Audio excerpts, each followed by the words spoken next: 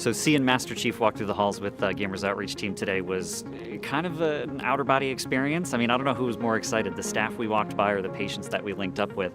It was very encouraging to see how impactful games could be for helping people heal, for helping people feel connected, for helping people be in the moment instead of thinking about what they're dealing with, what they're going through.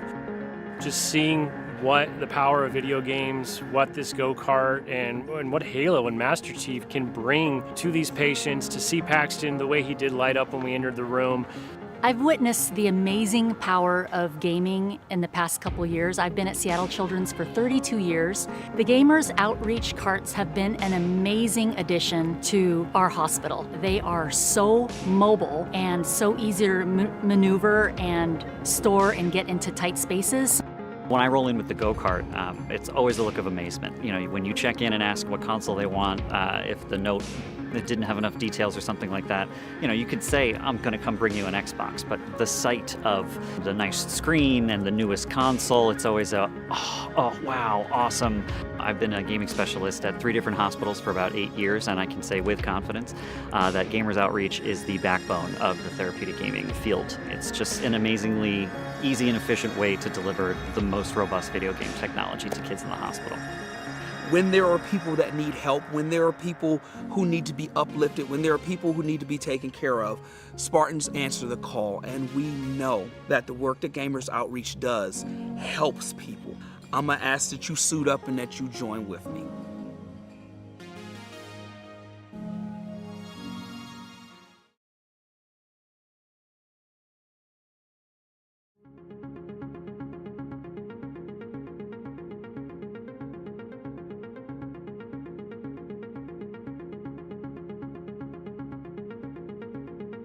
So seeing Master Chief walk through the halls with Gamers Outreach team today was kind of an outer body experience. I mean, I don't know who was more excited, the staff we walked by or the patients that we linked up with.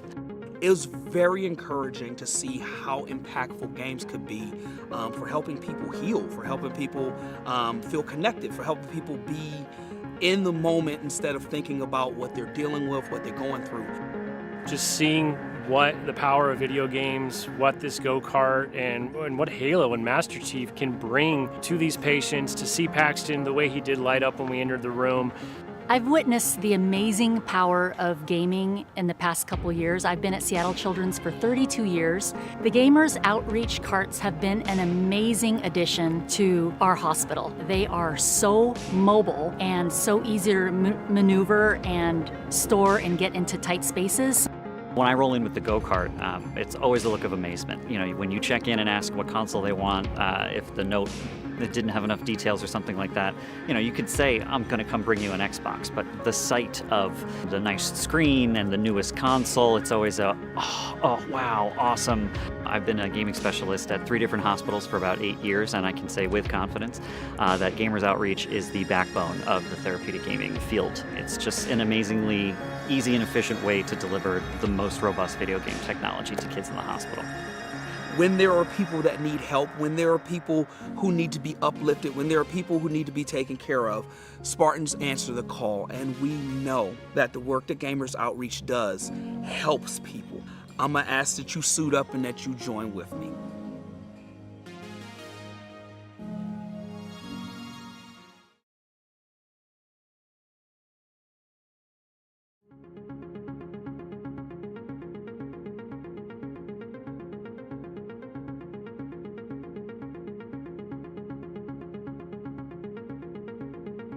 So seeing Master Chief walk through the halls with Gamers Outreach team today was kind of an outer body experience. I mean, I don't know who was more excited, the staff we walked by or the patients that we linked up with. It was very encouraging to see how impactful games could be for helping people heal, for helping people feel connected, for helping people be in the moment instead of thinking about what they're dealing with, what they're going through. Just seeing what the power of video games, what this go-kart, and what Halo and Master Chief can bring to these patients, to see Paxton the way he did light up when we entered the room. I've witnessed the amazing power of gaming in the past couple years. I've been at Seattle Children's for 32 years. The Gamers Outreach carts have been an amazing addition to our hospital. They are so mobile and so easy to maneuver and store and get into tight spaces. When I roll in with the go-kart, it's always a look of amazement. You know, when you check in and ask what console they want, if the note that didn't have enough details or something like that, you know, you could say, I'm going to come bring you an Xbox, but the sight of the nice screen and the newest console, it's always a, oh wow, awesome. I've been a gaming specialist at 3 different hospitals for about 8 years, and I can say with confidence that Gamers Outreach is the backbone of the therapeutic gaming field. It's just an amazingly easy and efficient way to deliver the most robust video game technology to kids in the hospital. When there are people that need help, when there are people who need to be uplifted, when there are people who need to be taken care of, Spartans answer the call, and we know that the work that Gamers Outreach does helps people. I'm gonna ask that you suit up and that you join with me.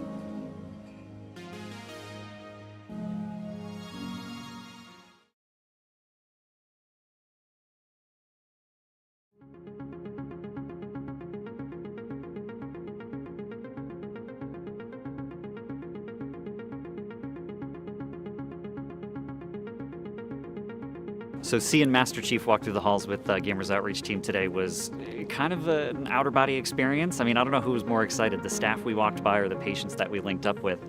It was very encouraging to see how impactful games could be for helping people heal, for helping people feel connected, for helping people be in the moment instead of thinking about what they're dealing with, what they're going through. Just seeing what the power of video games, what this go-kart, and what Halo and Master Chief can bring to these patients, to see Paxton the way he did light up when we entered the room. I've witnessed the amazing power of gaming in the past couple years. I've been at Seattle Children's for 32 years. The Gamers Outreach carts have been an amazing addition to our hospital. They are so mobile and so easy to maneuver and store and get into tight spaces. When I roll in with the go-kart, it's always a look of amazement. You know, when you check in and ask what console they want, if the note that didn't have enough details or something like that, you know, you could say, I'm going to come bring you an Xbox, but the sight of the nice screen and the newest console, it's always a, oh wow, awesome. I've been a gaming specialist at 3 different hospitals for about 8 years, and I can say with confidence that Gamers Outreach is the backbone of the therapeutic gaming field. It's just an amazingly easy and efficient way to deliver the most robust video game technology to kids in the hospital. When there are people that need help, when there are people who need to be uplifted, when there are people who need to be taken care of, Spartans answer the call, and we know that the work that Gamers Outreach does helps people. I'm gonna ask that you suit up and that you join with me.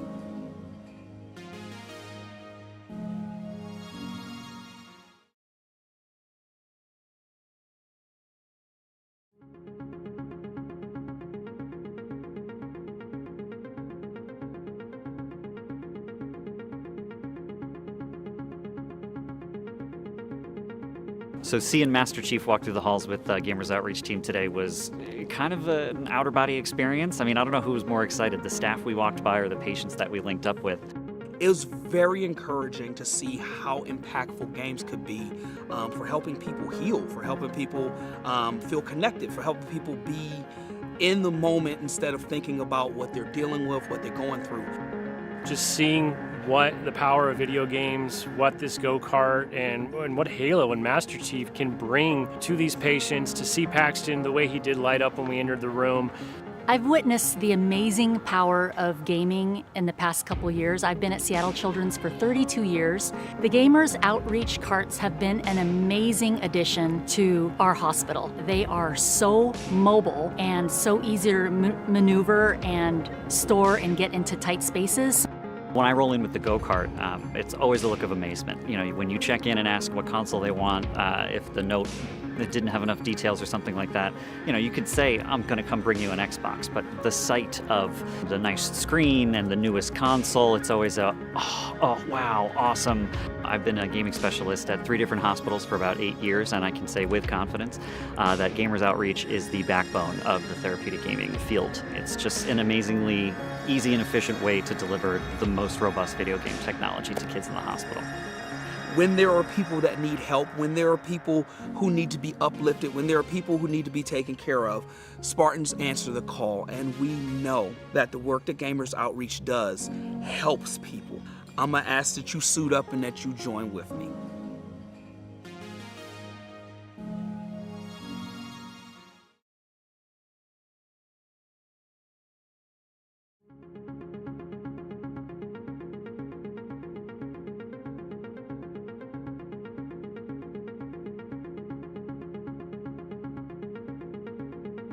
So seeing Master Chief walk through the halls with Gamers Outreach team today was kind of an outer body experience. I mean, I don't know who was more excited, the staff we walked by or the patients that we linked up with. It was very encouraging to see how impactful games could be for helping people heal, for helping people feel connected, for helping people be in the moment instead of thinking about what they're dealing with, what they're going through. Just seeing what the power of video games, what this go-kart, and what Halo and Master Chief can bring to these patients, to see Paxton the way he did light up when we entered the room. I've witnessed the amazing power of gaming in the past couple years. I've been at Seattle Children's for 32 years. The Gamers Outreach carts have been an amazing addition to our hospital. They are so mobile and so easy to maneuver and store and get into tight spaces. When I roll in with the go-kart, it's always a look of amazement. You know, when you check in and ask what console they want, if the note that didn't have enough details or something like that, you know, you could say, I'm gonna come bring you an Xbox, but the sight of the nice screen and the newest console, it's always a, oh wow, awesome. I've been a gaming specialist at 3 different hospitals for about 8 years, and I can say with confidence that Gamers Outreach is the backbone of the therapeutic gaming field. It's just an amazingly easy and efficient way to deliver the most robust video game technology to kids in the hospital. When there are people that need help, when there are people who need to be uplifted, when there are people who need to be taken care of, Spartans answer the call, and we know that the work that Gamers Outreach does helps people. I'm gonna ask that you suit up and that you join with me.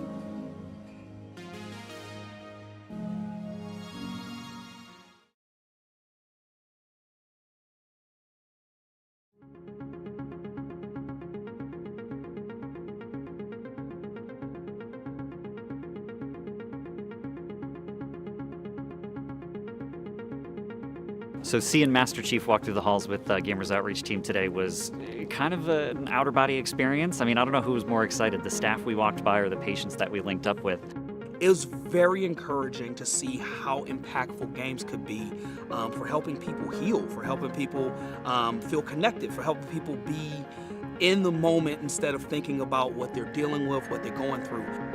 Just seeing what the power of video games, what this go-kart, and what Halo and Master Chief can bring to these patients, to see Paxton the way he did light up when we entered the room. I've witnessed the amazing power of gaming in the past couple years. I've been at Seattle Children's for 32 years. The Gamers Outreach carts have been an amazing addition to our hospital. They are so mobile and so easy to maneuver and store and get into tight spaces. When I roll in with the go-kart, it's always a look of amazement. You know, when you check in and ask what console they want, if the note that didn't have enough details or something like that, you know, you could say, I'm gonna come bring you an Xbox, but the sight of the nice screen and the newest console, it's always a, oh wow, awesome. Okay, hang I've on. been a gaming I'll specialist fix at it 3 live. different I'll fix hospitals it for about live. 8 years, and We're I can say live. with I'll confidence fix it live. that Gamers It's fine. Oh, We'll God. figure it out. Oh god, it's all broken in vertical, mate. It's all broken in vertical. Oh God. It's broken. It's broken. Oh, God. Hello, I'm on top of you right now. Oh no! Hey, please ignore My that. Please ignore stream! that. It's broken. Ignore that. Ignore that. Ignore that. It's fine, mate. It's fine. Don't worry about it. Don't worry about it. Don't worry about it. I told you not to worry about it. You're worrying about it. I ain't worried about anything. Okay, okay, hang on. I am worried about everything. Whether, please, I'm gonna beg you guys to be family friendly. Please. These are charity streams, you guys. Please. We are here for the children. We're here for the kiddos. What? Why is there a line between you, like, in the middle? What is that? What is that line? I am going nuts on the vertical. It's not on the horizontal. It's on the vertical. That's and it's going. It's weird. making me go nuts, dude. It's making me go nuts, and I have no idea what it is. I have no idea what it is. Hang on. Is it this? I'm gonna have to test everything. It's not us. Oh, it's the... Huh? Why does it say Skylarka when it's Cheeky Lemon? I have no idea what is happening in this overlay. Unknowable. Oh my god. A mystery. Hello there. Hello, everybody. I'm Marumalandra with Link with Tampanko Riot Queen, the hack with the bag. And we are having technical difficulties. Please stand by. I'm so sorry. Okay. We're having a very normal one. Oh god. Oh no, I ruined it. No.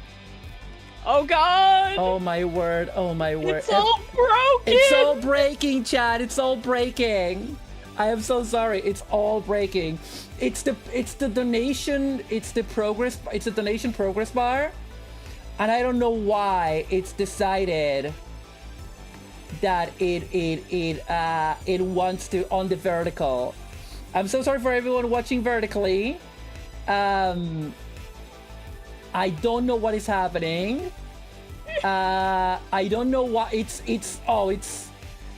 absolutely decided to give up the ghost. Okay.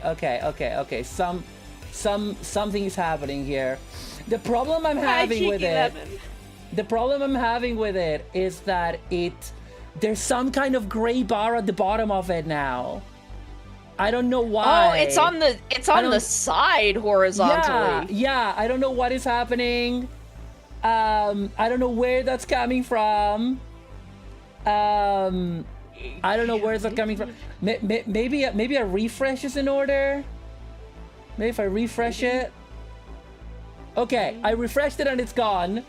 And so we're all gonna pretend that nothing happened, okay? Nothing, definitely nothing. We're gonna happened. move on. Everything. And the bar is not perfect. Everything on the was vertical, normal. but we're all gonna pretend It's close that everything enough. is fine. And now you're attached to me. I don't know why. You're so clingy. Well, yeah, I don't know. I'm just like that. You're not clingy at all. You're not clingy at all. Yes. Yep. Oh, yes, I am. Nah, you're good. You're good. Okay. Oh my god, and my eyes are not working properly. Like when I turn, one of the eyes is closing. Oh god. Everything is, nothing is working. Nothing is working. Everything is fine. Everything is okay. Everybody calm down. Everybody settle down. I see you in chat not being settled down. And I'm gonna implore you. Video is not meant to be vertical. Nature abhors it. Yeah, vertical video is unnatural. Listen, I'm gonna implore you. I'm gonna implore you to take a chill pill, you guys. Okay, now it's not working. Now I have a lazy eye on the other eye. What is happening? Why? Hang on. I open left. I open from. What? Why? What? Oh, I know why. Hang on. I know exactly what the problem is. Okay. Now we're talking. Okay, now everything is fine. Okay? Everything is fine. People on YouTube, chill out. People watching on vertical, chill out. Okay? Because everything is fine. Don't worry about it. How are you feeling, Sono? Are you feeling fine? I'm feeling great. You're feeling great. She's feeling great. Because chat. it's VTuber SummerSlam. Exactly. And what is VTuber SummerSlam about, Sono? Oh. Well, I can say it because it's my see stream. with my own very eyes someone who has not heard of VTuber SummerSlam? Indeed. Hot, sick cats reference Indeed. in this, the year of our Lord 2026. Oh, that's what that was. Yeah. Amazing. Do I actually see with my own very eyes a man who's not heard of a Jellicle cat? Yeah. I will just make cats references at random. This my is God. what you've come to expect of me. VTuber SummerSlam is a charity event hosted by Gamers Outreach in which us VTubers raise money for Gamers Outreach so that they can put gaming equipment and other cool stuff into the children's wards of hospitals for kids that are in long-term hospital care to get to feel cool and normal and have fun during the misery of long-term hospital care. But yeah, me and Maru are going to the heavy side layer. Yeah. Anyway, no, sorry, Chicken Lemon, for not acknowledging the raid properly. I was in the middle of tech stuff. But thank you for the raid, and thank you for the raid. They're doing VTuber SummerSlam, and I really appreciated the raid. And what did they get up to? They're playing Overwatch. I love Overwatch. Nice. But yes, thank you, Soda, for doing the hard work for me. I appreciate you. Love you and appreciate you. Exclamation mark donate. If you want to donate, it should be pinned on the chat of both platforms where you're at. Yeah! Exclamation mark incentives will actually show you the campaign page, which will have a video from Gamers Outreach you can watch to see the work that they do with children in hospitals. It has all of our goals, like our current goal, which is not showing. I just realized. You should be able to refresh that, and it should be. Yeah. I'll just refresh it. Our current goal is $200, at which point I will add 2 game keys to a pool of game keys that the more people donate, the more game keys I'm gonna add. Right now it's Super Hot and Slime Rancher. And we already smashed the first goal, and so I'll play Ultima Online on stream. Yeah! And yeah, you can see what the incentives are on the incentives page. You can see the milestones as well. And yeah, now I'm gonna actually catch up with the chat. Now, why are we doing a spicy noodle gunpla, that's a mouthful, stream? Because last year on my Donathon, one of the goals was this, and I promised it, and so here it is. We're doing it. Or maybe it was a different reward for a different stream. I don't know. I don't care. I was promised. We're here. We're doing it. I just got this fan from my friend. Oh, hang on. I haven't shared my. Ooh. I have a fan somewhere. I have Sonoi's fan from Don Brothers somewhere on my desk. Sorry, Sono. There you go. I am now sharing the webcam with you. That should work. Yeah. I got this fan from a friend yesterday as a thanks for looking after her plants while she was away. Aww, it's so cute. It's cute, isn't it? What else have we got? Oh yeah, also she also gave me this. Because circa 2015, I really liked the poop emoji, and she's never let that go. Oh she's my never God. let that go. I also have right here. I bought this from Vinted for like very little money. A fake Lego Lionel Messi. I bought this for like 5 quid. Yeah, but it's like perfect. It actually says Messi on the back. It's really well done. Oh my God, that's so cute. Yeah, because with a little ball, you know, a little jersey. Anyway, but yeah, so we have three spicy noodles. We have unknown amount of spice, but I think it's low, which is the tonkatsu ramen from Ace Cook. We have the non-Shin Red Super Spicy, which should be about 7,500 Scoville units. Then we have the famous Buldak ×2 Spicy. I'm not gonna eat all the noodles, but I will definitely try all of these.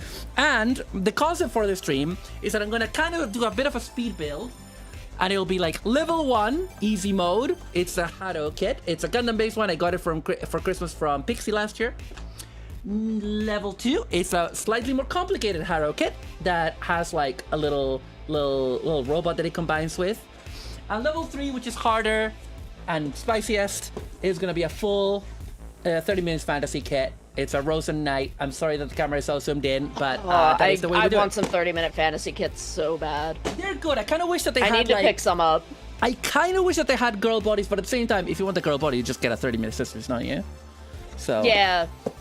Like I would love to combine a Speed and a Tio with a 30-minute fantasy kit. Yeah. I'm also eating Dongwon sweet and spicy tteokbokki. Yeah. I put some extra gochujang in it to make it a little more spicy. I did put a slice of cheese on top of it. Very nice. Very I have evil. some crackers so I don't waste the sauce. Nice. So That I'm also sounds spicing perfect. it up, but I'm not building anything. She's spicing it up, chat. She's spicing it up. I am going to change the music. Put some good. Put some good. Where the fuck is this? Put some good. Just some good vibe music in it. Some good vibe music in it. Yeah, you know what I discovered, Sano? I think I have discovered my favorite retro music sound, and it is and it is hang on a second, need to put that down there. It is FM Town. Have you heard about the FM Town Smarty? No.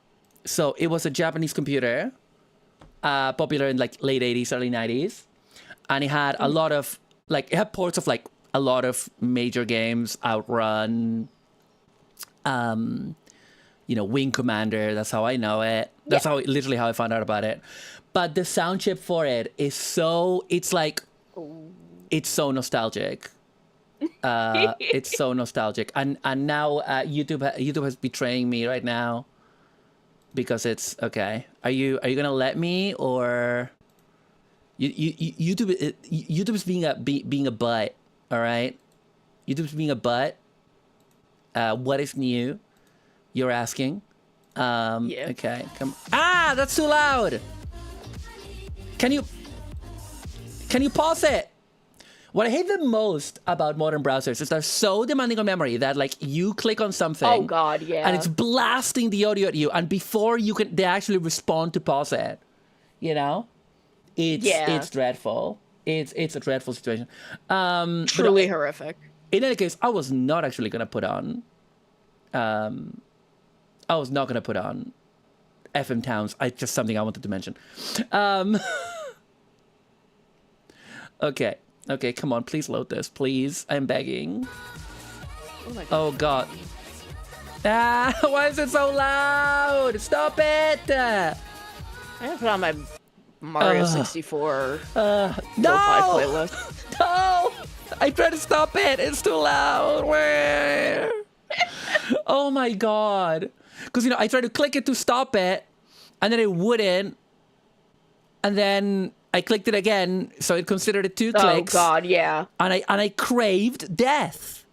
Essentially. Yeah. Essentially, I craved death.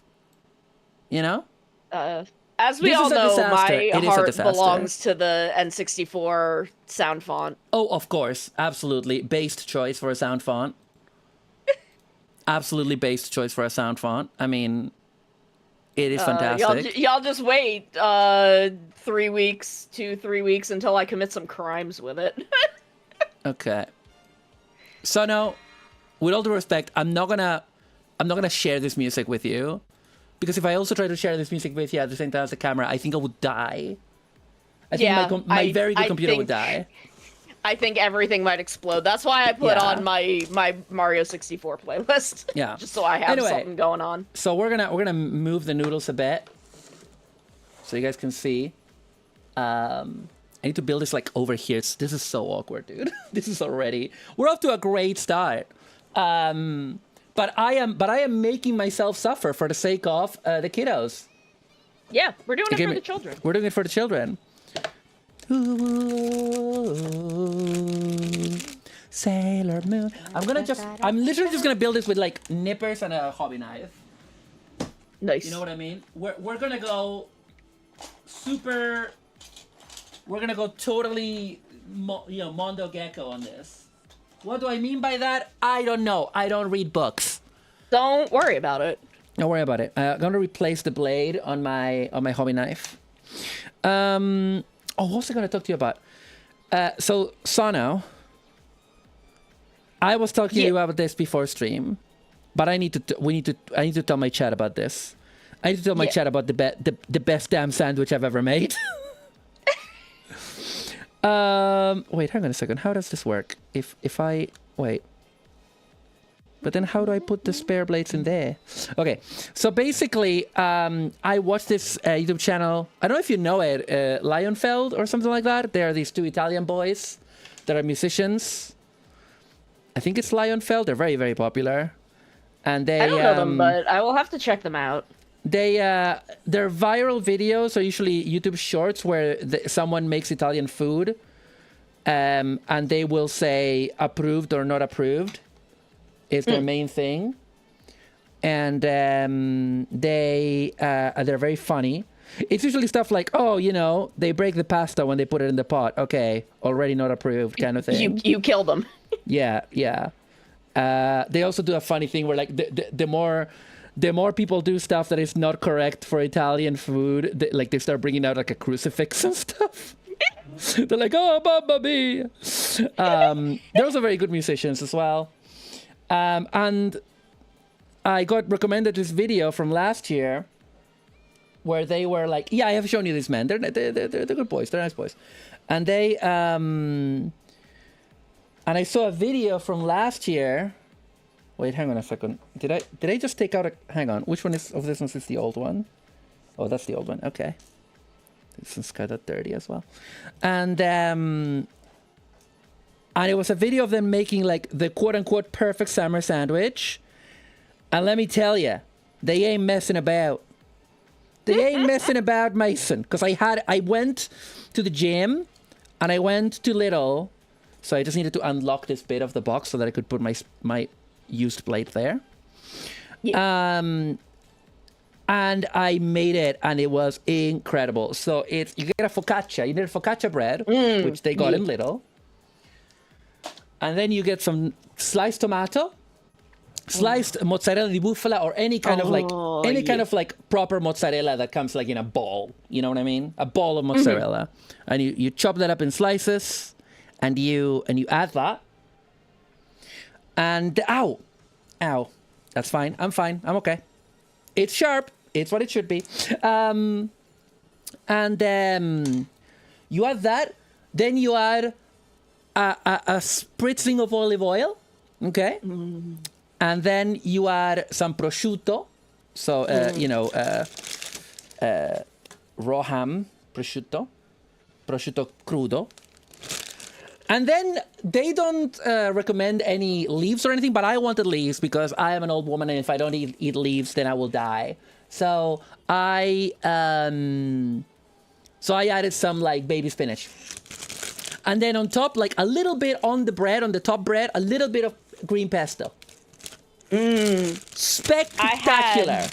I had this exact sandwich from like a really traditional Italian deli once. Oh. And it is, in fact, the best sandwich I've ever eaten in my life. It's really good. And what I was saying to you earlier is that what I loved about it is that, you know, when I eat at night, like a lot of my like takeout sandwiches are from like, you know, Subway. Yeah. And when you eat this sandwich, the brilliant thing about it, I'm actually bleeding. Oh dear. I didn't realize I was actually bleeding. Give me a second. I'm actually bleeding. I'm sorry. I'm gonna get I need to get a bandage. People probably can't hear the music because it's too low. Hang on. There you go. Absolutely cursed stream. Absolutely cursed. Yep. I didn't realize. That's what happens when you bring me in. Yeah, everything gets cursed. Did I get blood on other things? Nah, it's fine. What was I saying? Sandwich. Sandwich. We're talking about the sandwich. It tasted like blood, and now it tasted blood, and now I want more. What was it about the sandwich? I don't know. It was really... Oh, no. What I was going to say about it is that what I loved about it is that, like, it felt like a lot of Italian food, like a lot of good Italian food, not all Italian food, but a lot of it is like... I'm not going to tell you it's the super healthiest thing in the world, but it is like... When you eat it, you don't feel that kind of bloat that you feel when you eat, like, fried foods or whatever, you know? Yeah. You know? And it's really good. Yeah, Why no, are my eyes closing when I rotate? I did have this exact sandwich from, like, an Italian deli once, and it was the best sandwich I'd ever eaten in my life. And, like, I'm not normally a ham girly. because of this sandwich, I've opened my heart to prosciutto. But like deli ham is wet in a way that I don't like. I don't like wet, smooth deli ham. Mm-hmm. But prosciutto's different. That's different. Yeah. But I was like, that sounds... Like, my friend recommended this sandwich to me, and I'm like, it does sound really good, because I do love tomato and mozzarella, and basil, and focaccia. And I'm like, you know, I can open... I like bacon. I can open my heart I'm definitely going to need a bandage on this. I thought I wasn't going to because it wasn't bleeding that much, but it keeps... It's just a tiny bit. I'll be right back. Can you vamp for a bit? Yeah, I'm going to keep talking about this sandwich. So my friend recommended this sandwich to me, because the place had just opened. And so she recommended it to me. And I'm like, you know, I can open my heart to prosciutto. So I'm like, okay, I'm gonna get this sandwich. And it was, in fact, the best sandwich I have ever eaten in my life. I've been chasing this sandwich forever. And now I have the folks who are in our overlap may know about this. I have a 233-year-old sourdough starter who I have named Nona. And as soon as I figure out how to properly, like, do a sourdough rise and, like, bulk ferment and all of that, I am gonna make a focaccia with this sourdough starter, and I am gonna try to recreate this sandwich again with my heirloom sourdough starter. Her name is Nona. She lives in my fridge currently. I don't think I'm taking care of her properly, but we're working on it. We're figuring it out. I'm learning. Yeah, she's old. She's old, but that's okay. She's just an old Italian lady. And she lives in my refrigerator. So, you know, sometimes it just be like that. Sometimes you just have an old Italian woman living in your refrigerator. Yeah. I'm back. Exactly. I'm back. I've returned. Yay! I've returned. Okay. It's been bandaged. I am safe. Right. So, let me have a look. All right. Oh, no. Ah! Everything is scuff. Everything computer. Everyone transgender. There you go. Yeah! Yeah! Gender? I don't even know her. I didn't know her. But yeah, this is a special Gundam base, Haro. Gundam base sticker. Very special. Very nice. Very evil. Ooh. And so we're going to build it. I've built like 3 of this Haro model before. But, you know, Gundam base. Let's go. Let's do it. Would you believe I've never built a Haro? Yeah, I mean, they're not like... They released like a lot of them during the original run of Build Fighters. Then they released some during Build Fighters Build Divers. But then, like, yeah, there's not really... they used to be much more common. Just like the... they used to do the petite guys. You know, the little bears. The little bears. Yeah. I did the black cat petite guy. Yeah, they're very cute. I have... the only one that I could get my hands on is... I'm looking at it. My one came with a sign. Because they did ones for all the protagonists of Gundam 00. Oh, yeah. And they had signs that is like their kind of probably their most famous quote. And on one side it's in Japanese and on the other in English. But this one, mine fell from the shelf and the sign broke. But I mean, I have it. I could fix it, but I haven't bothered. But yeah, so the Haro in the mech suit is on the docket for today. But before I start building, son, hang on. I'm sorry. Oh, are we going in? Messi needs to be in frame at all times. I'm sorry, I don't make the rules. I'm Argentinian. Let me drink some water. All right, chat. I'm gonna go in. Let's do it. I'm gonna go in. Ooh, this is moist. I'm gonna ignore that, Ruby, because I like you. You don't talk like that about the best football player in history, which I mean happens to be Argentinian. You know? What an unfortunate coincidence for everybody else. Okay. These are the Allegedly the least spicy ones that we're gonna have today.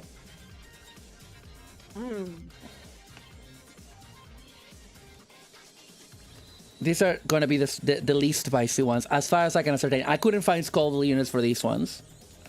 I'm very scared, Sono. Not gonna lie to you. I took an antacid, but I don't think I'm ready. Should I have a milk glass standing by? Do you think? I don't know about this one, but definitely with the 2 times. Okay. All right. My other problem is that this is also very hot, as in warm, and you know, we're having a heat wave here in the U of K. Yeah. And which is why the boy, fan is now on it's and it hitting. stays on. Now the spice is hitting. Is it? For Okay. me. Okay. I Bottoms up, ate some chat. of my rice cake. Okay, I'm gonna do it. Do you like my? I bought these chopsticks. I got 2 pairs. I got one from you, one for Pixie last time. that I Oh, they're was cute. buying stuff. Yeah, I like them. Mine are a bit more purple. Hers are a bit more like pink. I love have Kiva and I want to say Geki Ranger chopsticks. Nice. Okay, here we go.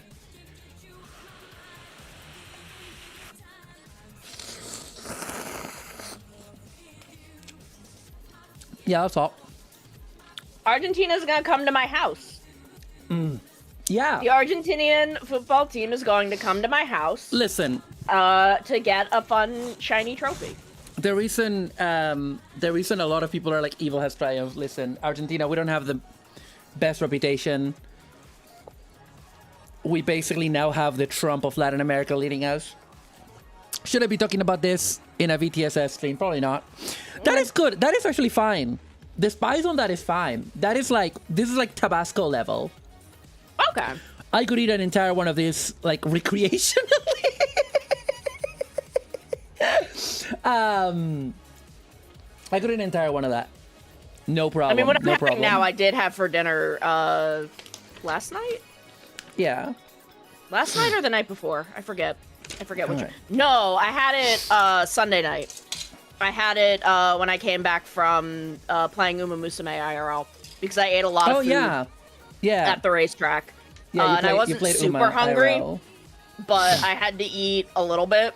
So I had 2 of these, and I ate the other one. Nice. I like spicy food. I like it a lot. Because it's tasty. It's not Yeah, just I that like- it's hot. I like spicy food, but I have problems with like spicy cup ramen because it does just taste like chili powder dissolved in water to me. Oh, yeah. Yeah, that doesn't sound good. That sounds bad. That sounds bad. So, but like I make the bulldog carbonara, not in the cup form. I make it, from the packet, Yeah. and I make that so good. I add a little like extra Alfredo powder and some chicken and some cheese and What is Alfredo some powder? milk. It's basically like milk powder and like Parmesan powder, more or Right. less. I as am well as asking some- because, like, Probably some like garlic powder and stuff in there. only reason I'm asking is because, as you know, chicken Alfredo is not an Italian thing. It's an American Italian thing, and so I don't know what it actually is. No, like I'm gonna eat some more. like original Pretty good. Alfredo was a Roman thing. Oh, interesting. I didn't know that. Yes, it actually originated in Rome. But it is significantly different made by Italian Americans than European Italians. It is functionally an entirely different dish. pretty good. Especially having like protein in it, protein and vegetables. I will tell you this about it. Sorry. It is hot. It's not like killing me, but it is hot. I'll tell you this about Italians, Sano. Sometimes. Oh! Chili flaked on the wrong pipe. There it is. There it is. The thing is, it's not that it's that hot. It's just that something what it shouldn't be. But very often, Italians from Italy will say something is not a thing from the diaspora, when the people that invented it from the diaspora are Italians. And very often, it's because it's a dish or a tradition that disappeared in Italy. And so they're like, oh, this is not a thing. And it's like, yeah, maybe it's not been a thing, but maybe 100 years ago, when my, when my great-great-grandpa immigrated or whatever, it was, And that is why Italians from Italy, their pizza is not the best in the world. Yep, that's because the Italians in New York make it the best in the world. No, incorrect. That's the Italians in Buenos Aires, but we can agree to disagree. Well, I've never been down to Buenos Aires, and also and they use a lot. I know they use a lot of oregano down there, which I can't eat. We do love our oregano. Hi, Hiri. Not me thinking we're gonna make a gunpla out of noodles. There is actually a cup noodle gunpla, but I have never been able to get my hands on it because it's always out of stock. Yeah. Mars on the record preferring German pizza. She has a Dr. Oetker tattoo. No, listen, all I'm saying is that I've eaten in good pizzerias in Berlin. That's all I'm saying.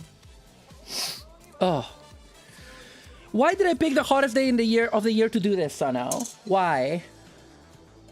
Because we love making bad choices. We like making bad choices. And if you want to make a good choice, you should consider donating to Gamers Outreach, because that's what we're streaming on as part of VTuber SummerSlam. They bring the joy of play to kids in hospital. And if you've ever been in hospital, you know how much it sucks. Now think about how much it sucks as a kid. And so, please consider donating. And there's plenty of incentives, a lot of really cool stuff. And thank you. Okay, now I think I need to pay a bit of attention to the instructions. Oh, hang on, no, these are all the same. I keep just pulling out chunks of melted cheddar cheese and putting them on a cracker. With the sauce. My brain is a lump of pumice so smooth it glistens. That is an incredible turn of phrase, Maya. Thank you. But anyway, that sandwich. I feel like someone that's been enlightened. You know what I mean? Even though I've eaten Italian food all my life, it's just, it's real good. Sadly, the deli that I went to was in Hoboken, and the friend that took me there doesn't live in Hoboken anymore. I have heard of Hoboken, just like I have heard of every neighborhood in every area of New York and New Jersey because of popular culture. Is Hoboken in New York or New Jersey? No, Hoboken is North Jersey.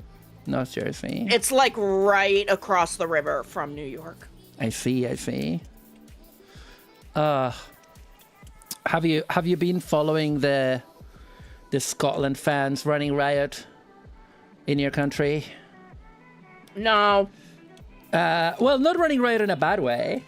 Just bringing the party. That's North Jersey's problem. No, they just to be honest, it actually probably is my problem, because they are probably coming down here to go to the beach. Well, they were in Boston. And now they're going down to Florida. They are lads on tour. And the Scottish fans are called the Tartan Army. Oh, no, I have heard about this. Yes. So if you've heard of the Tartan Army, if you heard anybody talk about the Tartan Army, that's the Scottish football fans. I have heard about this. Yeah. And it's literally like families, you know what I mean? It is. Hi, Deep House Mouse. Hey, Mousy! How goes it? What is welcome. We are vibing. Chilling. Should I put the stickers? What color is this meant to be? The ice meant to be? They're meant to be yellow. I'm not gonna put stickers on yellow stickers on yellow plastic. Are you kidding me? They are drinking the US dry of all their good beer because they're not gonna drink any. They're not gonna the Scottish are not gonna show up to America and drink Pabst. You know what I mean? Yeah. Good lord, they're not gonna pick up a Miller Lite. No. No. Quite frankly, we don't even want Miller Lite. Yeah. And they've been putting cones on statues. Have you heard about this? Have you heard about the Yeah. statue thing? So the reason for that, that's specifically a Glasgow thing. And there's a tradition here in Glasgow, doxing myself as if I don't do it every stream. What? It's a big city. They can't Yeah, find you. it's a big city. It's one of the biggest cities in the UK. They can't find me. And there's a statue here of oh gosh, what's his name? Battle of Trafalgar guy, Nelson, Admiral Nelson, right? There's an equestrian statue, him on horseback. I think it's Nelson. Anyway, it doesn't matter. Who cares? Some old hero of the British Empire. And it's right in front of the Gallery of Modern Art. And at some point, like the thing people forget about Glasgow is that Glasgow is a very working class city. It's a city of like people where, you know, there were factories and shipyards and all that. But it's always been also like an art city. It has like a big, it has like a very big, like art community, art scene. And sorry, one moment. And because of that, there's a lot of creativity around. And it's a Duke of Wellington. I don't know. It's one of those guys. Who cares about British history? Legitimately. But anyway. Who cares about a guy they make a statue of riding a horse? Exactly. But a tradition started at some point. I need to look into when it started, of putting a traffic cone on his head. And it became a symbol of Glasgow, of like the cheekiness, the creativity, the ingenuity, right? Yeah. Just a little cheeky little thing. And it's also kind of a tradition that if you're like an able person and you go past the statue at night and it's not, and there isn't, the cone is not on there, you climb up and you put it back on there. You know what I mean? I've had friends that have done that. I have never done it because I follow the law. I respect the law. Yeah, you definitely do that. I definitely do that. And they tried I've been putting everything. crackers in the sauce of this, and it is getting to me. They tried everything, Sono. They tried put like the plinth that it's on. They tried to make it higher. They tried to put spikes in certain points of the statue. They tried everything. Nothing.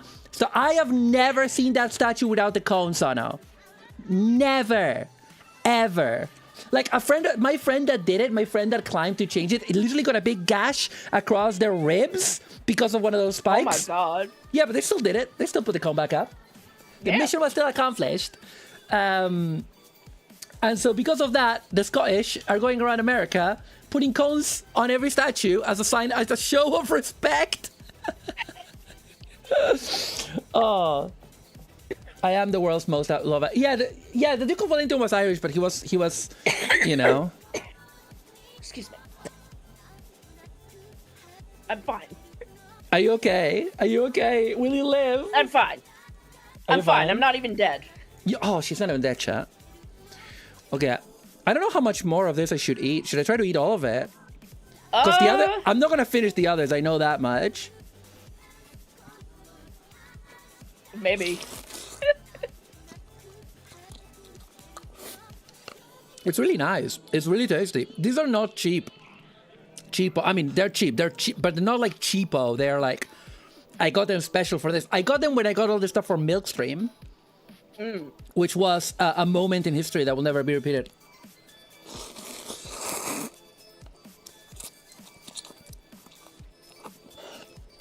I'm probably gonna start putting out clips pretty soon.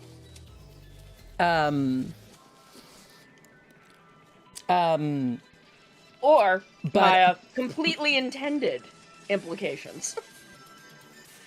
I don't get it, but I don't know if this is something that we can talk about. I should not explain it during a charity stream. You can explain it to me later. In DMs, privately.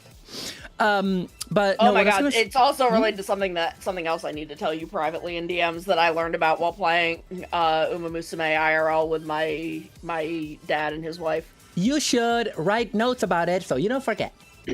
I should. Yeah. Those ones are great. I just wish that it wasn't like a hot day. Yeah. But yeah, so where was I? What was I talking about? Who cares? Anyway,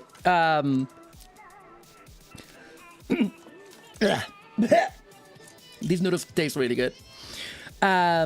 Wait, it's the 9s on the sides and the 10 on the top. Okay. At any rate, Sano, hi. Woo, spicy. Cones and statues. I was starting a whole other story, and now I've forgotten what it was. Are you alive? I'm fine. I'm not even dead. She's not even dead, chat. Do you hear that? She's not even dead, chat. Good heavens, I am forgetting where I was. I'm losing myself. Okay. Are these the side ones? No, these are the top ones. Oh yeah, these are the side ones because they have like a line on them. Oh, you can't see that. I'm covering it. They have like a line on the middle. But yeah, it's been interesting. I was asking my friends who live in America, who used to live in Glasgow. I was like, why do they play so much music in the stadium during the World Cup? And I was told that this is just how you guys do things for sports. Oh yeah, no, we just always have stuff playing. There's just always noise. Yeah. If you let things sit too long and don't distract people, you run the risk of people who are loyal to opposing teams causing violence at each other. What? So if you have to distract them. Yeah. You have to distract them. You have to keep them distracted at all times. What? But that would not work anywhere else in the world. I'm sorry to tell you. Yeah, no, like, people will just, like, throw riots in the parking lot of a stadium after a game. I mean, people will do that in Argentina, but, like, music is not going to stop it. You know what I mean? Oh, yeah, we also do Jumbotron nonsense, like the Kiss Cam, which is how we expose CEOs having affairs. But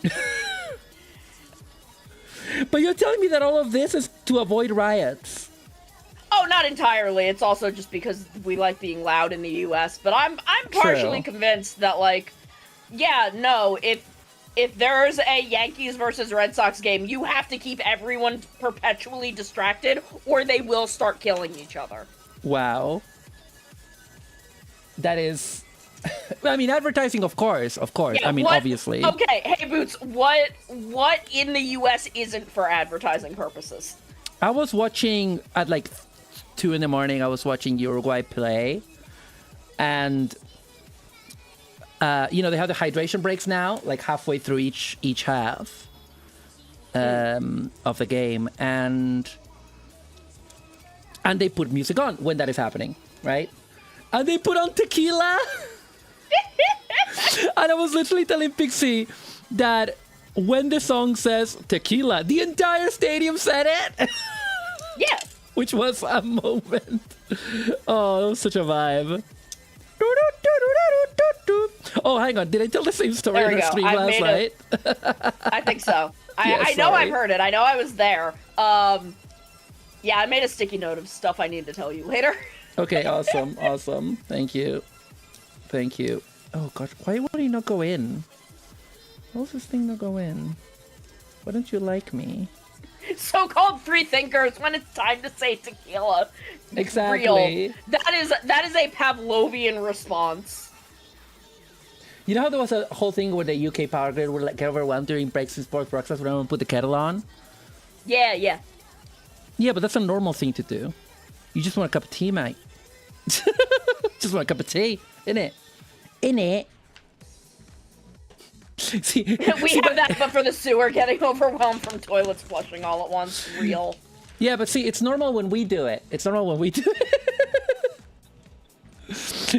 when we do it.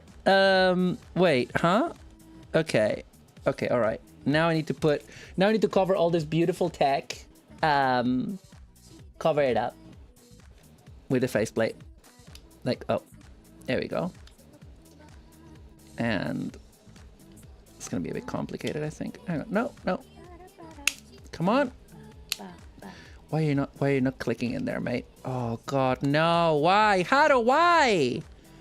Why'd you? Don't do me like this. Not like this. Haru, what Not have like you this. done? Haru, no. More like what have I done to Haru? What have I done to deserve this? It's the little ears that don't want to fit. Hang on a second. I'm gonna be a projector. There you go. It's the little ears that don't want to go into there. It's hard because it's like it's a kind of dark plastic, so it's very hard for me to see. Yeah. Okay, that's fine. I think if I start up there, then that should be all right.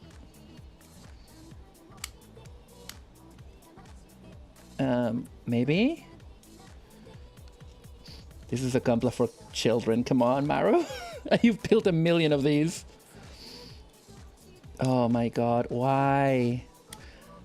I'm being... Oh, it's making a meal out of me, Sano. What the hell? Okay. Why did you do that? Why'd you do that? Okay, okay, hang on. Okay, I got it. And then I put that up there. It was making a meal out of me, Sano. It was eating me. Oh my word. Why'd you not want to go in? What have I done to deserve this? Gunpla for children. Gunpla for children.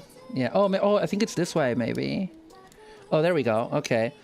And now, for it to be closed, I need to get these guys. Yeah, these guys. Anyway. Wow. Oh no, what I was gonna say is that, like, I'm gonna put out the clips for VTuber SummerSlam first. Hopefully I'll schedule some today so that they come out during SummerSlam to promote it. Yeah. And then we can, and then others are gonna, you know, clips for other streams can be scheduled for later. Come on, why am I struggling so much with this today? I haven't even had the spicy, you know, the proper spice. Yep. Oh my word. Oh, Sono. Oh, okay. And now I need to know where the Gunpla base sticker goes. Oh, it goes like, it's like a face sticker. Okay. Wait, is it the big one or the small one? Which one is it? Follow your heart. It says the small one. Then where does the big one go? Maybe the small one in front and the big one in back. But yeah, here we have a Haru. Very dark blue. Here we have the stickers. So we'll do the little one on the cheek and then the big one on the back. Yeet. And here's Messi, who is God. I named my soccer rabbit Pokemon after him. Soccer rabbit. I can't remember if I did that in Sword and Shield or Scarlet and Violet. I know it was one of them. Okay. Let me give you your little sticker. There you go, mate. There it is. I don't know why I'm saying this as if I can't check. You can check right now. I can literally just pick up my Switch. Yeah. I've been playing a lot of Mario Kart World. I've been unlocking all the costumes and the track characters. Nice. So now I've only got the guys that you get from Kamek left. Yeah, I need to properly lock in with that game, but you know, I was playing it a bit and then I locked in with Bravely Default and then I locked in with a million other games and now I'm at Bollocks Pit. Yeah. And it's like I'm never gonna finish a game again, am I? Okay. I mean, I never finish games. Finishing a game is petit bourgeois, is my opinion. You know? Yeah. I still never finished Tears of the Kingdom. Partially because it's just not as good as Breath of the Wild. Ooh, spicy. I mean, I think that's kind of the agreed, right? Yeah, like it's fine. Yeah, there he is. There he is. He's in Scarlet and Violet. He's level Nice. 100. Wow. I was using him a lot for a while. I was using him for EV training. I see. I know that's high level end game stuff, but I don't know what that means. It's you're trying to get certain stats higher based on like what the Pokemon's like skill set is. Yeah. And with the way and it's based on like what Pokemon you're fighting. So the way that experience share works is you can just use a high level Pokemon to like grind through, and the Pokemon that get the experience share also get the levels. Nice. The EV levels. So when I was doing like raid dens with chat, I would prep a lot of Pokemon for that, and I used Messi because he's really good to help me with EV training. Nice. Okay, this is shaping up to be a thing. Yeah. So I'm almost done. Look with at the him first go. one. Yeah, look at him go. And like this. Okay. Yeah. And oh. And like that. And it comes with its little stand, which is nice because it's like a puzzle piece, and they literally do Yeah. connect. So Yeah. The petite guys have those also. yeah. And so it goes. Which way does it go? I think it literally goes like this. Okay. And the other one. And there it is. It's a little guy. Yeah. Hello. And then I removed that one in the bottom because then there you put this for the stand. And you put that there. And there you are. There you have a Haro. And you can put this little extra bit. I'm pretty sure, does it plug in back here? Yes, it plugs in into one of these little bits. Also, you can plug the arms in there if you want to put the arms away. You can plug them all back there. Oh, and also the arms can. Oh no, I think they can also. The arms can go back down here as well, like they peg in that, which is really nice. Yeah. So we did it. We did the first one. We did level 1 easy mode. I say easy mode because that's the least spicy ramen that we're gonna have. He can hang out with Messi. There you go. All He's right. round like a soccer ball, Yeah, exactly. like the football. Do you know they never made a soccer Haro that I know of? I don't That's think wild. they have. Yeah, it's wild, isn't it? Isn't it? I'm gonna drink some That's Lucozade. Not sponsored. I'm drinking water with Dubby Hydro. Not sponsoring Maru, but is sponsoring me.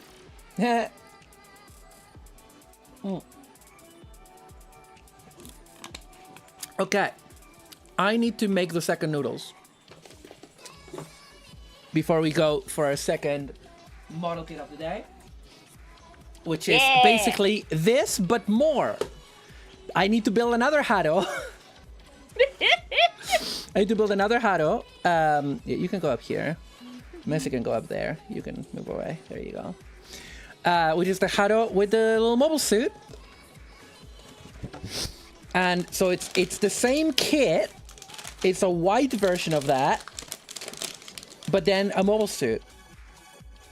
I think they should encourage Haro being used as a ball. I think we should be Yeah. encouraged to kick Haro. Yeah, exactly. Now let me open this. You know what? I'm gonna open the shrink wrap with my hobby knife because that's what it's for.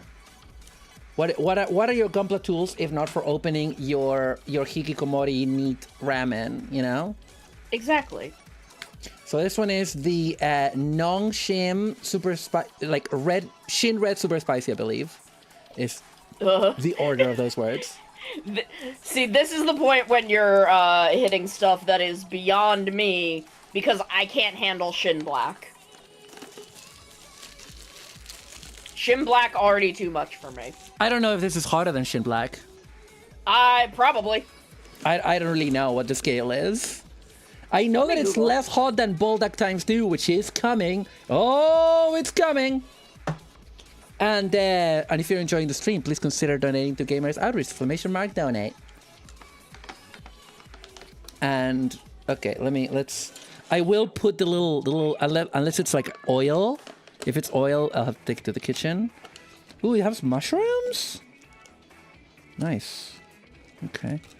This is like an oily thing. Okay, so apparently the normal Shin Red, you have the super spicy Shin Red. Yeah.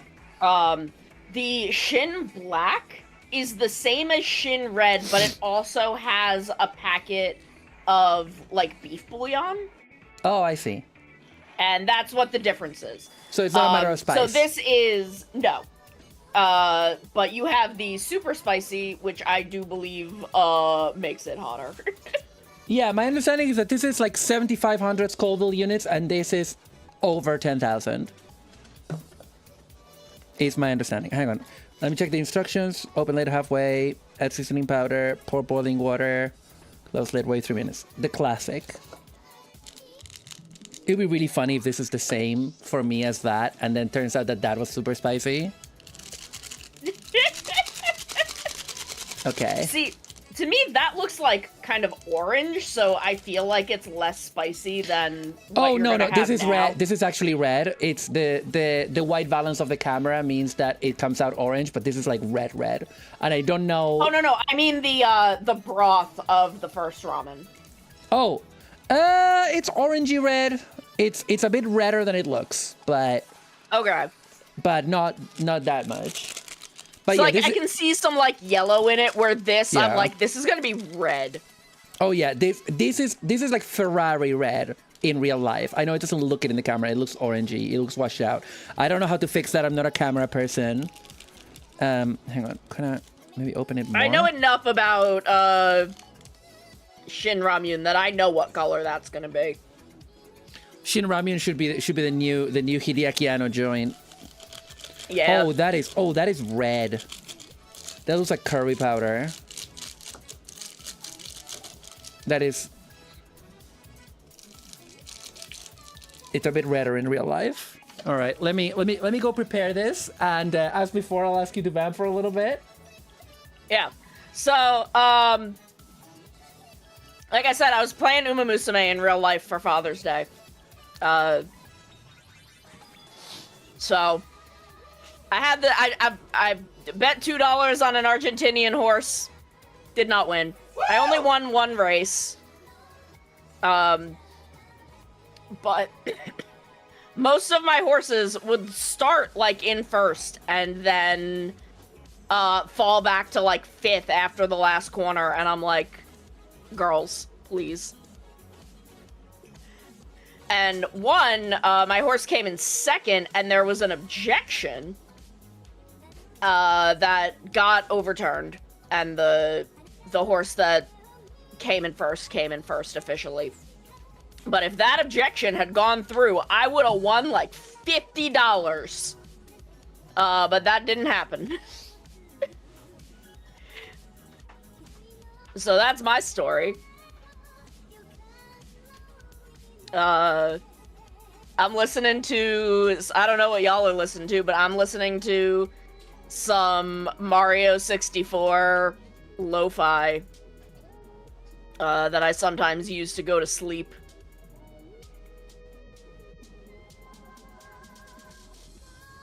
What else? I don't know. What's going on, guys? Gang? Y'all like my hat? Y'all like the hat that I put on? I put on a hat for this. I figured out how to put on hats. Actually, I figured that out yesterday. Did I have a hat on yesterday? Did I actually stick with that? I think I did. It was a different hat, though. Yeah, you did. Oh. Yeah. Okay.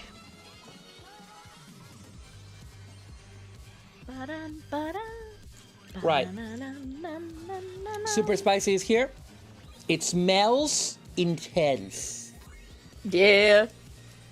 It's gonna need a few minutes. Maya, they're coming from my hat, not from me. That's gonna take a few minutes. I'm back. Hello. Hello. As you can see, I brought the milk in my Doctor Who mug. You can't really see it's Doctor Who, but it's milk in a Doctor Who mug. Right. Now, okay. This is gonna take longer. It's longer and spicier. I'm a very smart person. Yeah. I am very smart. Hang on. One moment. Okay. Sorry, I'm just I got signed out of Tiltify. And I need to sign in to keep it's fine. I just need to sign in to keep track of donations on that. I know we haven't had any, but If someone gets us to 200, I will do a shot of the broth from oh my word. my spicy rice cakes. Incredible. I will die, but for the children, I'll do it. She'll do it, chat. This table's getting really crowded really fast. Okay. Right. Okie dokie. Here we go. We have to wait 3 minutes? Okay, that's gonna be at 8:25. Okay. So let's do the same thing again. What? I'm throwing a cracker in my broth, which is what I've been doing this whole time. I thought you said I'm throwing a cracker in my bra.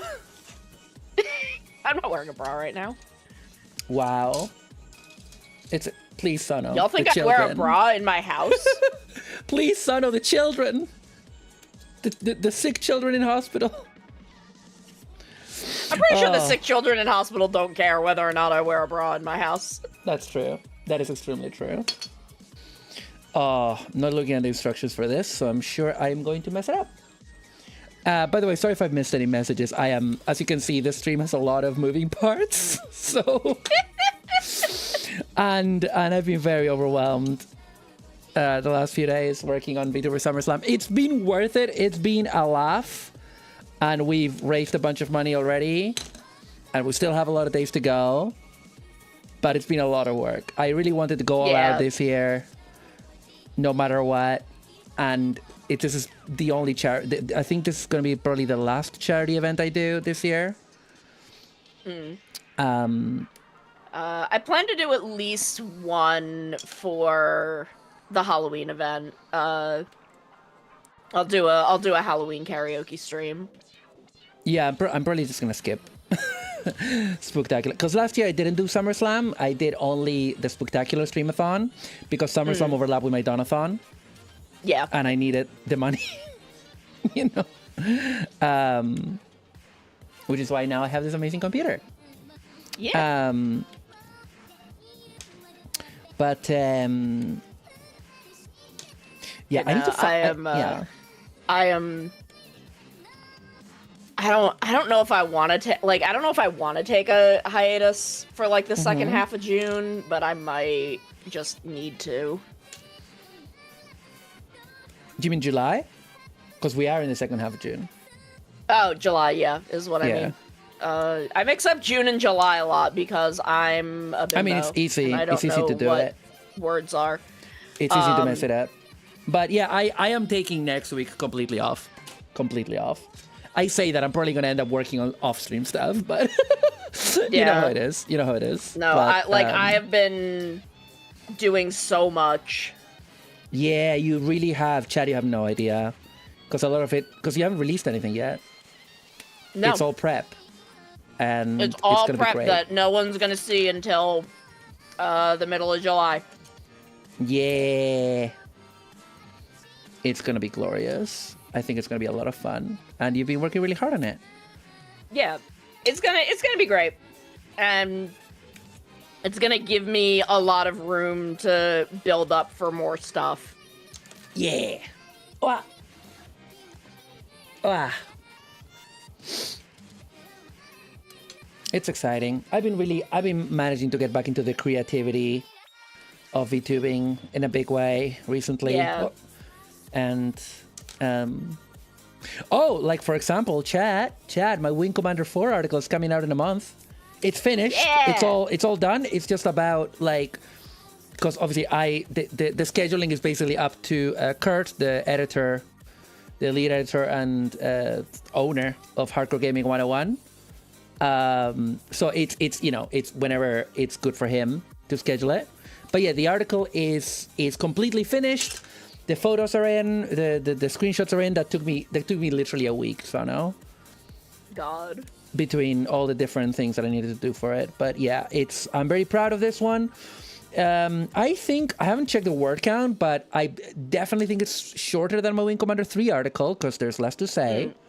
But because Wing Commander 3 was the big one, I don't think any of the other articles are going to be as big. But still very happy how it came out, and excited for you guys to read it. And I am not excited by the article that comes next, because next I have to do private. Do you say privateer or privateer? Privateer. I think it's privateer. I think it's privateer. So there's Pingus Kamingus. Hi, Rachel. Oh, Mouse is excited for your stuff, Sono. Yeah. Mousy is always excited for my stuff, and Mousy said I was his Oshi once, and I'm still riding that high. I've been riding that high for like a year and a half. Right on. Right on. Like, half of the reason that I want to make more physical merch is for Mousy. Who's out here, like, begging me for merch. And I'm like, I just can't afford to have it made yet. Oh, but Sono, there's the Wuakri stuff, the AC goods. That's free. Yeah, I'm thinking about that, but there's stuff that I want to do that, like, they don't have. Oh, I see. Yeah. There's a lot of stuff I want to do that, like, they don't have. That I can't afford to do yet. But if, right now, give it to charity! Yeah, right now, give money to charity, please.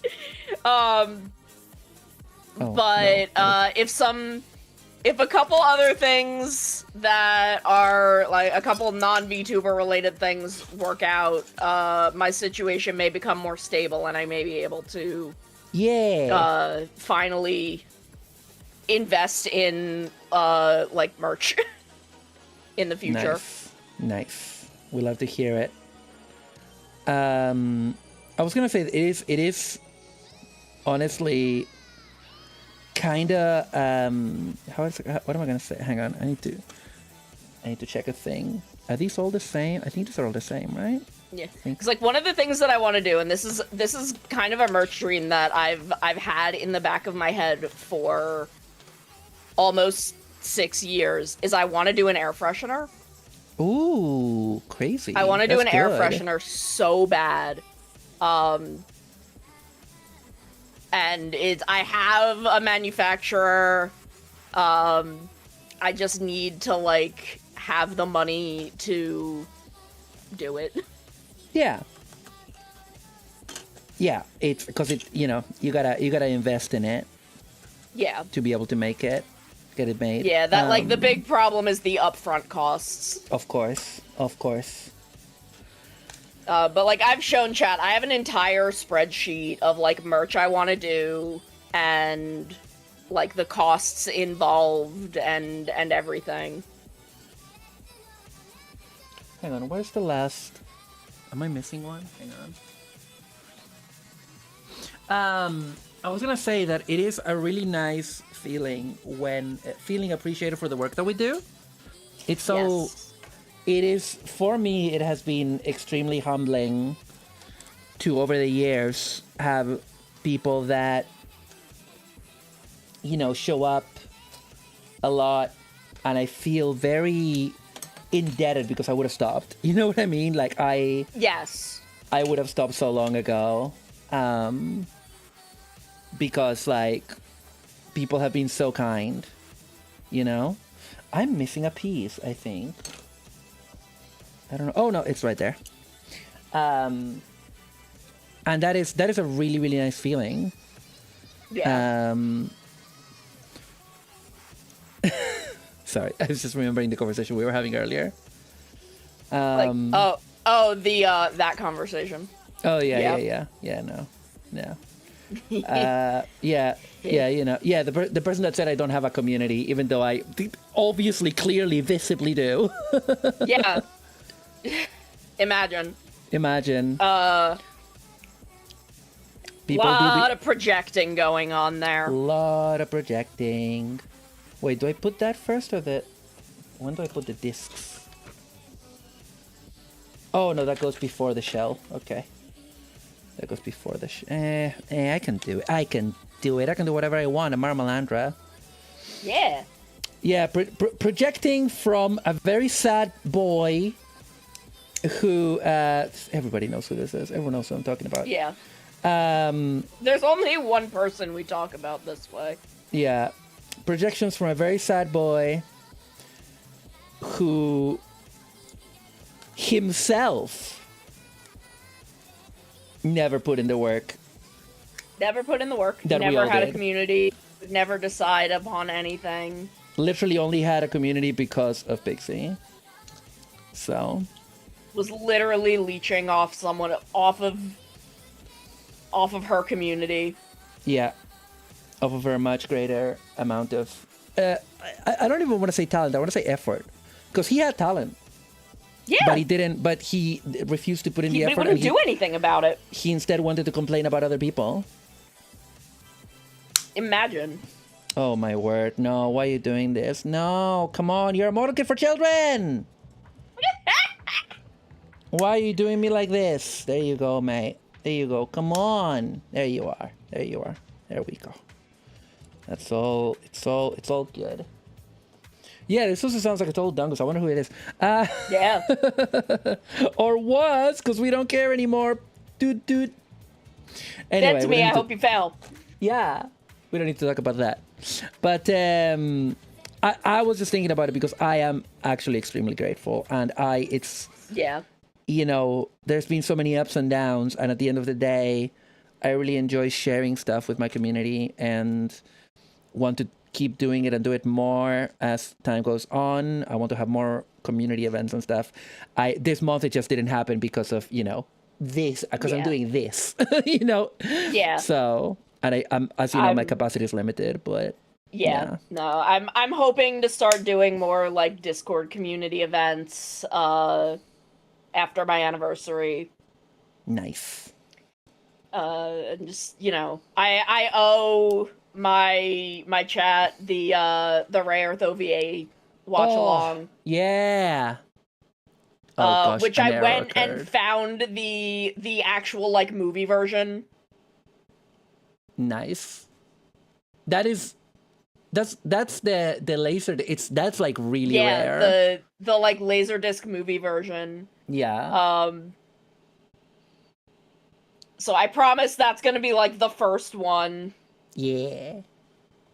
I think we'll probably do like some Rider movies, Sentai movies, stuff like that. Oh my god! Sorry, the music died because YouTube decided that it hates me.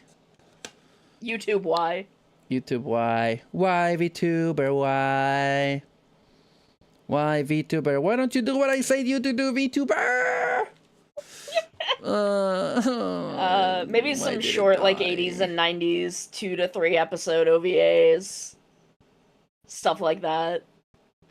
What if I have to sit all the kids YouTube down for Shinesman. What if I loaded mobile YouTube? So no.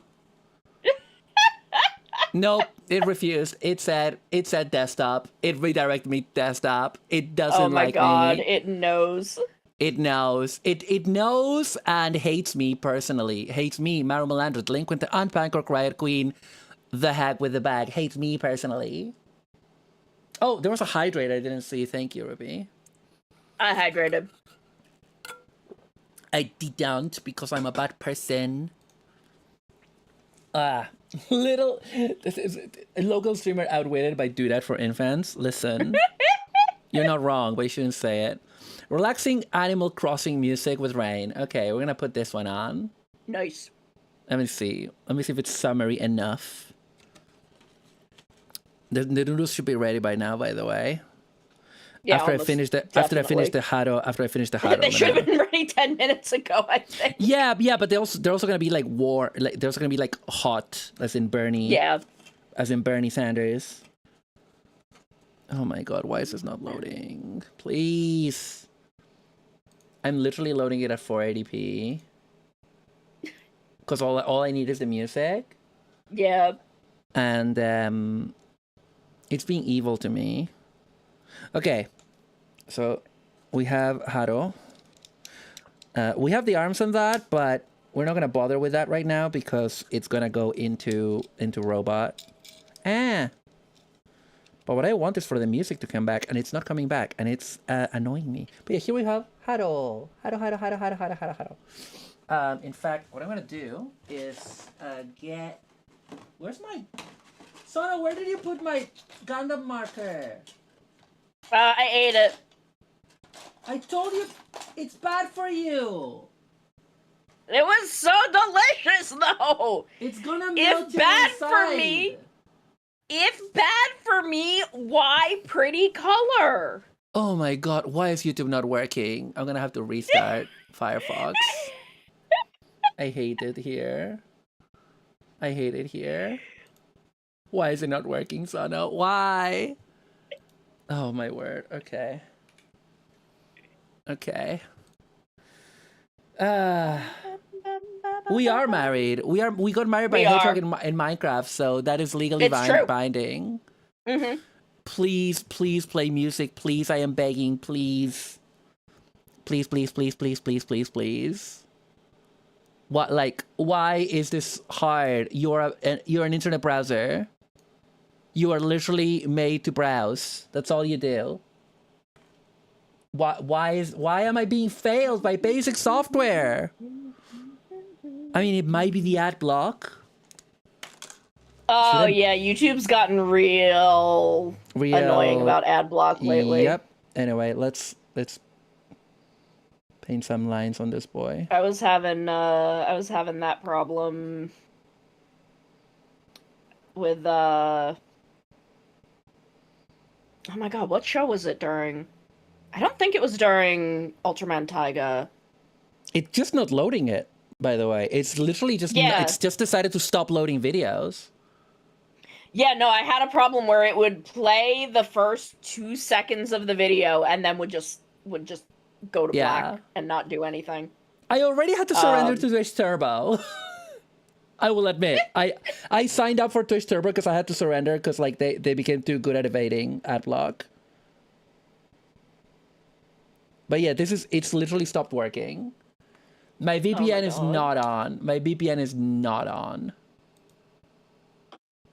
My VPN is not on. In fact, what if I turn my VPN on? Let's see what happens, please. Because sometimes it does fix things. It'd be really funny if this fixes it. Oh, I'm sorry that there's like no background. It's I got there you go. Oh, are you? Yeah, it loaded it. It loaded it with the VPN on. It prefers my VPN.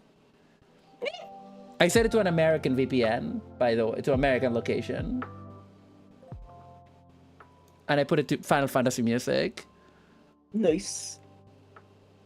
Please let me loop it, please. Oh, there we go. Okay, I'm back, chat. I'm back. I'm sorry. God, I'm so glad my supermarket carries This Korean rice cakes. It's not taking well to the ink. Let's just say. Oh boy, it's not.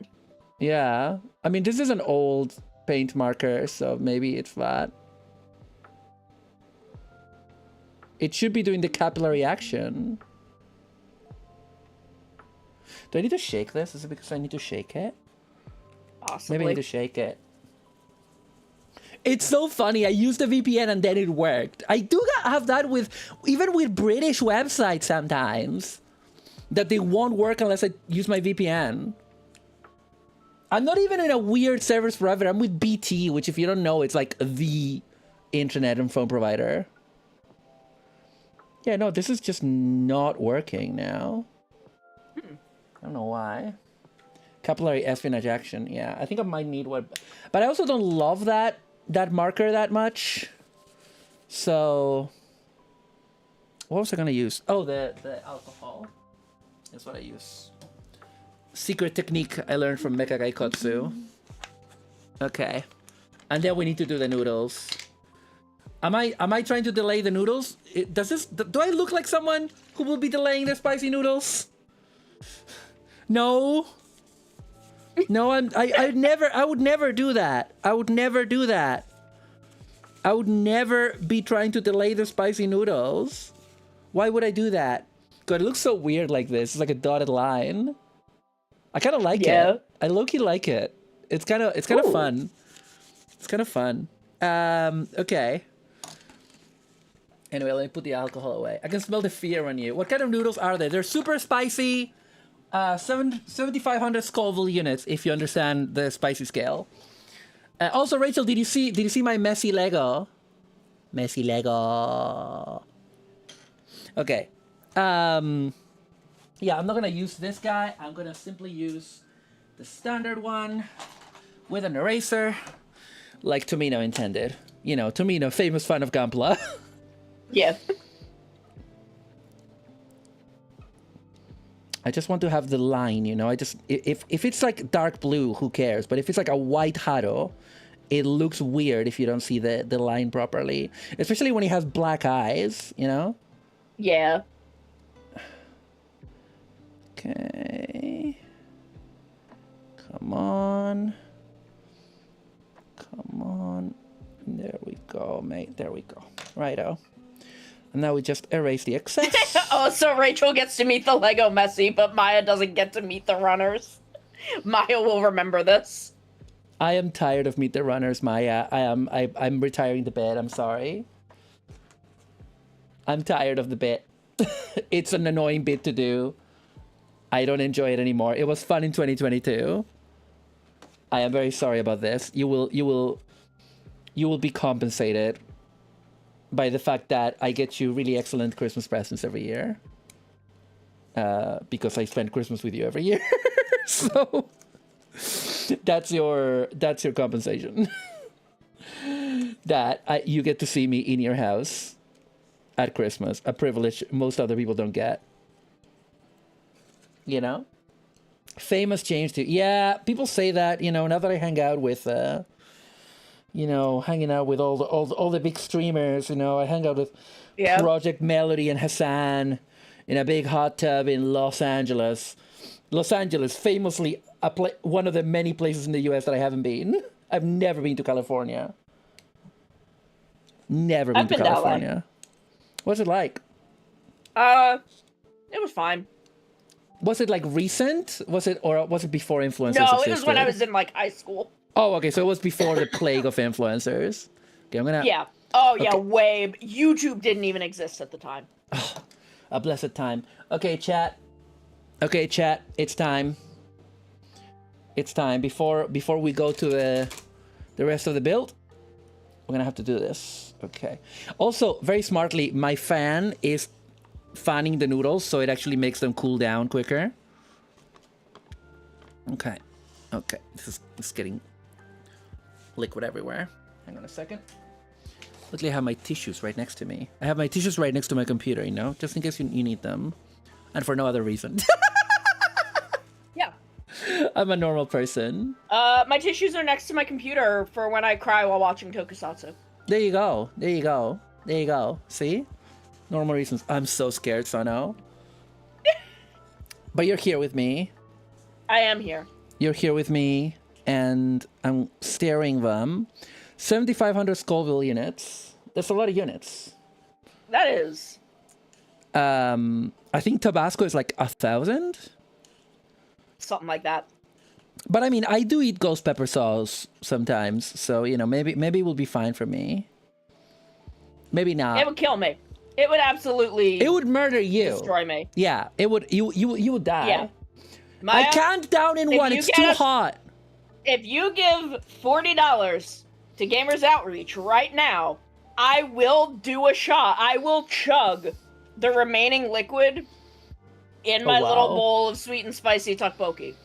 Also, this is too hot, as in too hot temperature-wise, for me to take in one go. I would burn myself. Okay, I'm so concerned. I'm so concerned, chatters. If I chug this, I will like throw up on my floor. But I'll do it for the children.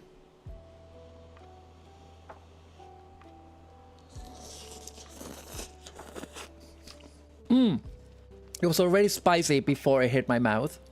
Somehow. Ooh, that's hot. Ooh, it's in the back of my throat now. Yep. Yeah. Oh, that is so much harsher. I mean, it's delicious. Don't get me wrong.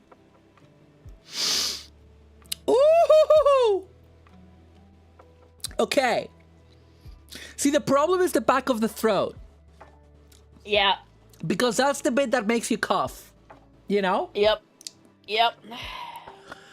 Oh, that is like I would say that was like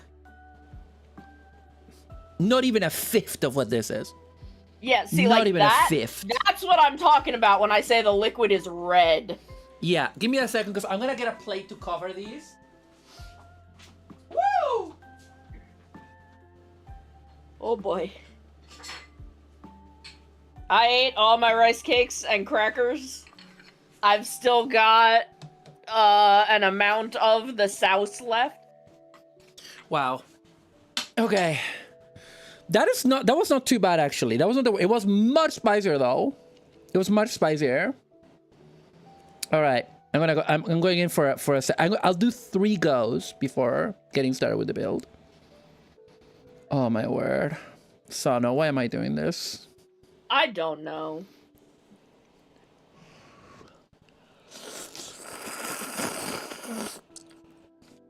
Woohoo! Woo! Ah! Oh Jesus. Sorry for yelling, Sano. Hopefully you had expected that yell. A little bit. Okay. 3rd go. Fun fact, I've never actually watched Epic Mealtime, so I'm not making a reference. I just say words sometimes. Oh my god. Oh my god, and that's not even the hottest one today. Oh my god. Yeah, the 2 times Bulldog when I did it, made me physically ill. Oh, that's good.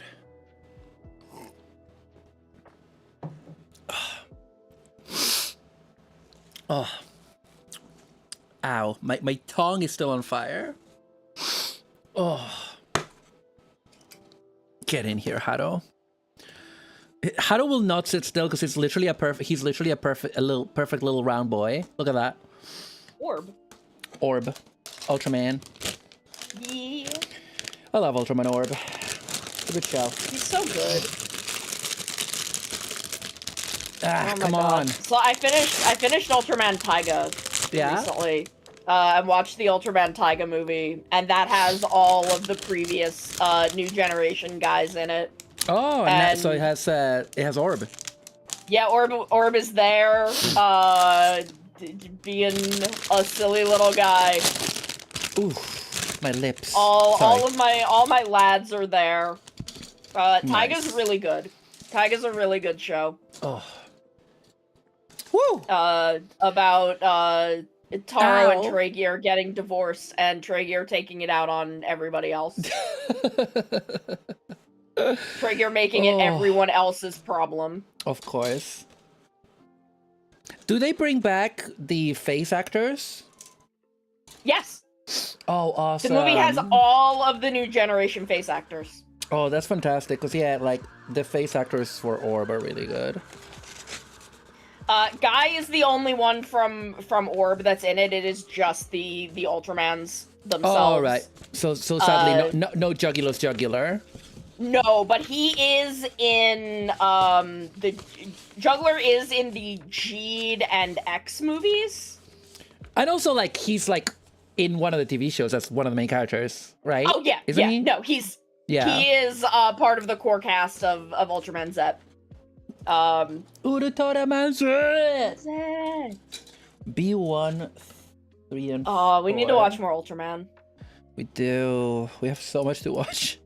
We're making our way through season 2 of Slayers, chat. Oh, what a good show. Right now we're doing Slayers and Magi Ranger. Yeah, Magi Ranger is fantastic. I was already enjoying Magi it. Ranger's so good. Because, like, people are like, oh, this is too episodic, whatever. Like, I am ready to enjoy a show in whatever vibe it wants to do. And if Magi Ranger was going to stay on that episodic vibe, I would have been fine. Like, it would have been okay. It was perfectly fine being an episodic show. You know, Sentai's can be like that. Yeah. Changeman is largely that. But now it's going bonkers. Yeah, Magi Ranger has like 3 main arcs, and the first arc is kind of that episodic setup, lulling you into a false sense of security arc. Yeah, traditional Sentai, I will call it, probably. Yeah. You know, which again is fine. It's you know, it's a default flavor that you know, it's a flavor sensation. Yeah, and it's coming off of one, possibly the second most popular Super Sentai of all time, which was like almost entirely episodic. That was Deca Ranger, right? Yes. Yeah. Like legitimately one of the most well-loved Sentai of all time. That was completely episodic, up until the last maybe like 5 episodes. Mm-hmm. There aren't a lot of big arcs, to the point that they don't actually know who the main villain is. Like, they don't even know he exists until the very end of the show. That is really funny, but also really interesting. Yeah, because Deca Ranger functions like a police procedural, where they have kind of a different case nearly every episode. Yeah.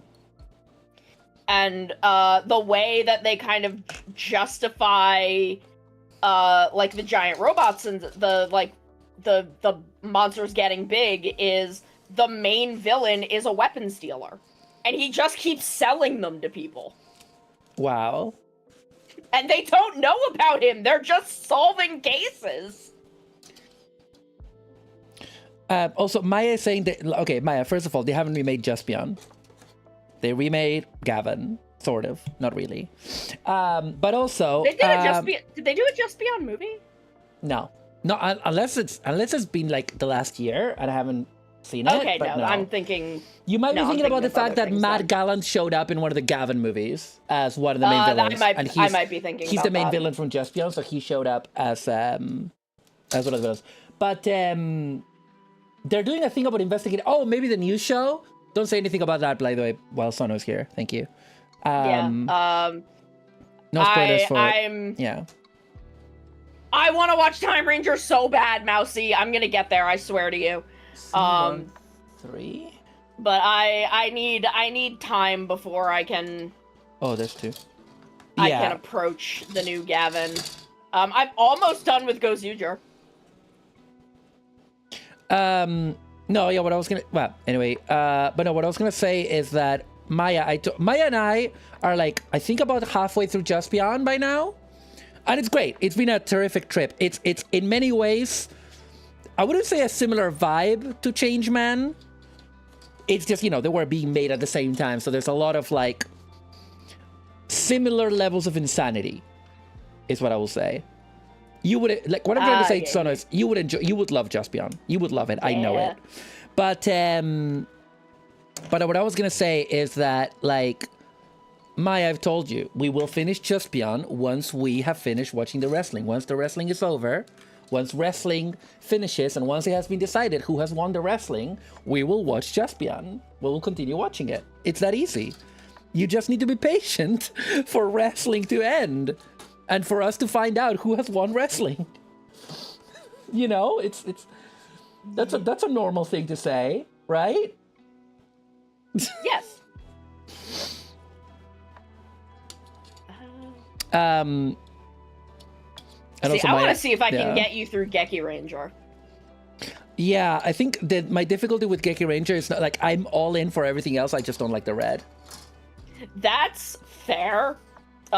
He's a lot. He's a lot. I have a fondness for him personally. But I want to see. I may need to get you through a couple more Sentai and get you like more acclimated to that style of red. But man, just Geki Ranger has the best looking robot of the era, and maybe of all modern Sentai. Like, I am game for the concept. I am game for the villains. I just watched the first episode and he was rude to a girl. And he was rude to the yellow girl ranger. And I didn't like that. I'm sensitive to the kind of shit. Does it make you feel better if you find out that later she's in charge of the team? Yes. That is actually very interesting to me. They outright name her the leader of the team. I love it when the Red Ranger is not the leader of the team. Yeah. Like, they're always gonna be the leader, like, promotionally and like kind of narratively in many ways, but not like officially. Not like for the characters. Like the way that in Magic Ranger, like the leader is kind of like, it's kind of green, isn't it? Yeah, because he's the oldest. Yeah, so they kind of emotionally defer to him. Yeah, because sorry, for context for the chat, they're all like siblings in Magic Ranger. The Rangers are all siblings. It's one of I think 2 or 3. No, I think it's 2. Yeah, I want to say 3. Yeah, I think there's another one. 2 like Showa era Sentai where they're all siblings. No, there's just one because like the other one is Go-Go 5.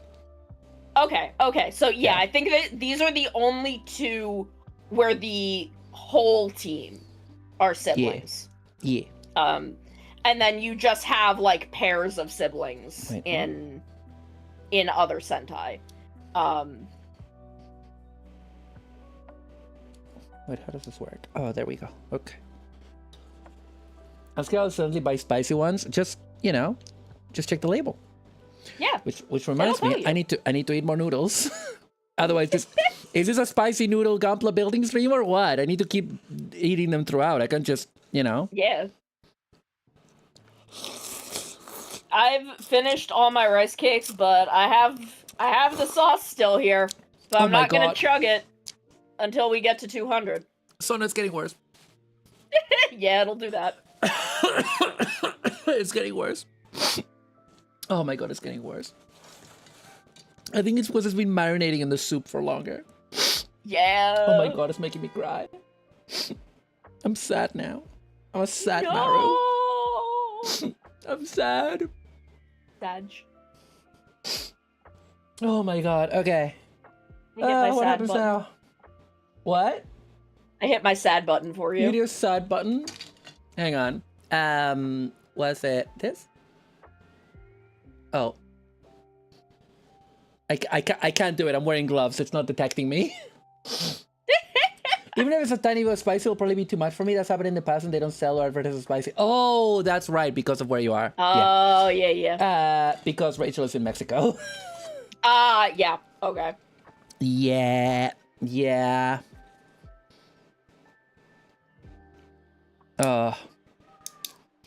that is a problem if you're there. Can I?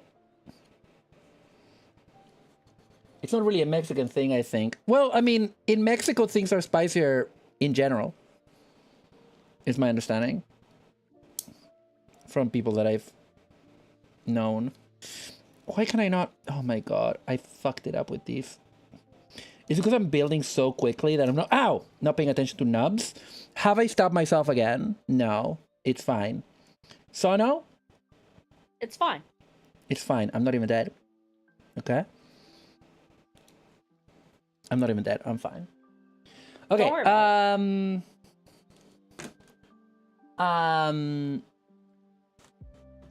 Right, what happens now? I got this guy and I plug this in somehow. Sorry, I didn't mean to tell you what Mexico is like to a Mexican. That's not what I was trying to do, by the way. I just realized that it might have come across as that, and it's not what I meant. It's not what I meant. All right, so that goes in there. Okay. With you to the... Oh, because that's going to rotate. Okay. And then we put in... the... Wait, what? Oh, like this? Okay. And then like that, right? And like that. And there we go. There's a harrow receptacle right in there. Oh, and that goes up. It's connection hole. Okay. You know, connection hole. You know, where it connects. Connection hole. You know, chat. You ever heard of a connect? God, I am terrible, Sano. I am evil. I am evil. My partner always tells me that, like, when I make a bad joke, she looks at me and she says terrible. Shakes her head. Hi, Grilson. Hello. Hello. Welcome to this stream of pain. It's me. I'm Bug. It's her. She's Bug. She's not the pain. The pain is the noodles. Oh God, I'm still feeling it, dude. I'm still feeling it. So then that goes there. You're so just vibing. Oh, I love how this works because it's like you grab the harrow. Hang on, I'm gonna remove the bottom orifice. That's not better.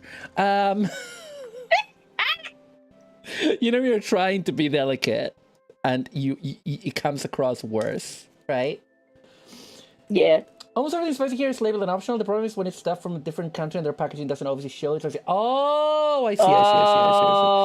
Usually here they have a translated label on it, on imported stuff. Yeah. But yeah, so you have that and you have that. So it plugs in there. So it's not freely rotated. I guess you could remove that. Oh no, but that's kind of part of the assembly. And, oh, hang on, this needs to be, there we go. And then you plonk him on there, and you need to kind of align the hole with the... Come on. Why did you go in? Oh, there we go. But then it goes like that. It kind of clamps it in. Yeah. Yeah. And now it's securely in there. Harrow. Now he lives there. Now he lives there. Okay. I do want to remove that. That panel is bothering me. The fact that I didn't cut the... Like, I know these are kind of like fast builds. But listen. Professionals have standards. You ever watch the Team Fortress Meet the Team videos, Sano? No. Oh. Actually, maybe. I may have watched some of them. They were funny. The Meet the Sniper was the best one, in my opinion. And I'm not just saying that because he's Australian, okay? It's not my Australian bias. Oh my God, I'm breaking this part. Holy frigaroony, this is in. There you go. Well, it's like, no, Dad, I'm not a crazed gunman. I'm an assassin. Well, one is a job and the other is mental sickness. Because his parents they don't appreciate his work. Yeah. I'm an assassin. Professionals have standards. I think one of the last things he says is, have a plan to kill everyone you meet. That's how Batman does it. That's how Batman does it. He has a plan to kill at least defeat anyone he meets. I need to eat noodles again, Sano. I need to do it. Oh God, this is terrifying. I'm making my way, though. Making my way downtown, eating noodles, building harrows. Go heck yourself.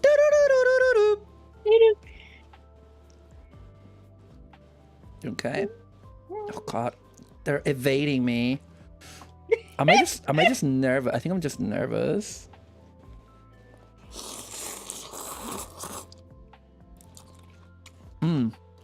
Oh my God. No. No. No. Oh. Oh, they're just very nice chopsticks. Oh.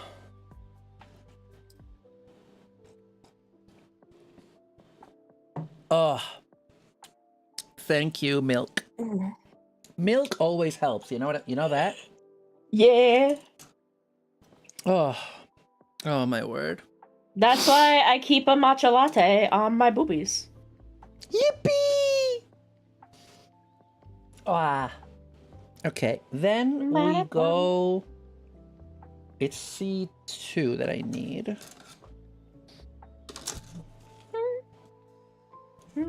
I've had this kit for years. I think I bought it at TF Nation in 2019 or something. It's just one of those kits that I was like, oh, maybe I'll do something with it. Maybe I'll paint it or something. And then I'm like, ah, no, it's fine. It's just build it, Maru. Just stop horsing around. Yeah. Okay. I need 16, 17, 18, 19, and 20. Okay. 16, 17, 18, 19, 20. Oh, that's easy. Oh. Are we excited for the Ray-Earth remake?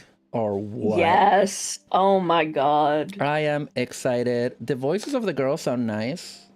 Yeah. You know, they're never going to be the originals, but... No, but... everything looks pretty. It looks pretty. I hope the animation quality is there for it. I don't mind if they go CGI for the machine. They probably will. I imagine that they will. They probably will, and it's fine, you know? Yeah. It's fine. The way CGI has come so far. Yeah. That it's fine. It'll be fine. Like, I just want it to be good. Obviously, comparisons to the original are gonna be inevitable, but I would imagine, following trends, that it's gonna be closer to the manga, which means that it's gonna be really short because season 1 is like very little happens. Oh yeah. Like in the manga, it's like bam, bam, bam, bam, bam. Arrive with Zafiro, get at the machines, defeat Sagato, trauma.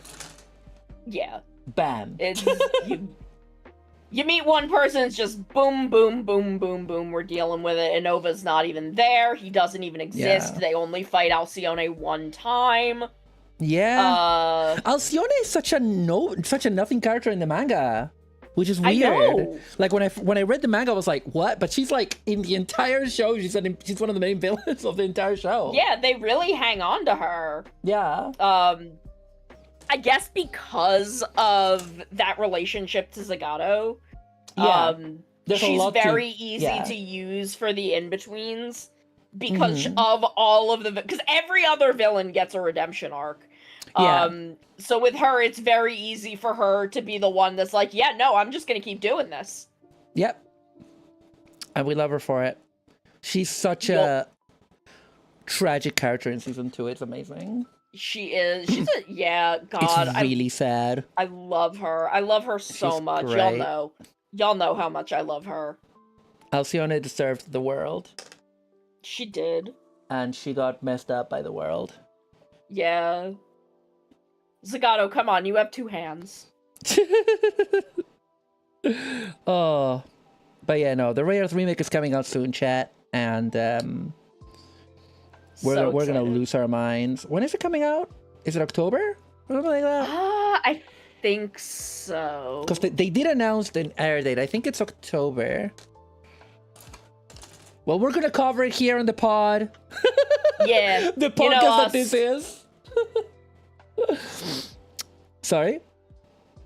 You know us. We'll never stop. We will never stop talking about Ray-Earth. We never will. It's 2026. When did this come out? Oh, this came out last year, so this was before the new air date was released. Oh yeah. I think the air date was announced like last month or something at an event. Yeah.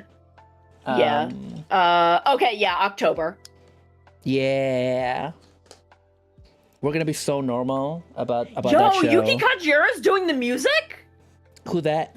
Hello? Yep. One of my favorite anime composers. What have they done? She did Madoka. Oh. Wow, Um, okay. You got my attention. She did Demon Slayer, which isn't something I care about. Let's see, anime films. Noir was the first thing that I heard her on, and for all of my varying opinions on Noir, the music slaps. Yeah. She did the music for the Tsubasa anime. Whatever 2007 Fist of the North Star anime there was. Wow. Can you send me the link for later? Because I'm gonna forget her name. Yeah. If you can send me the link she for did later. the music for Erased, which doesn't surprise me because the music was really good. Erased is really good. I highly recommend. I don't know it. Never heard of it. It's oh god, we should maybe watch that, but it's not Ooh, exactly there we go. a fun watch. It's kind of, it's really sad. It's Look at really his little sad and hand. tragic. Look at his little hand, his little Oh my arm. god. It's so Oh my cool and God. mechanical and kind of steampunky. It's Yeah. nice. Oh, you know what that means, Sono? More noodles. Yeah. Yeah, she did all of Demon Slayer, which good for her, get that bag. Yeah. I mean, I've never seen the Demon Slayer anime. I've only read the manga, so I don't know if the music is any good. It might be amazing. I watched up until the point where it basically becomes Bleach. Mm-hmm.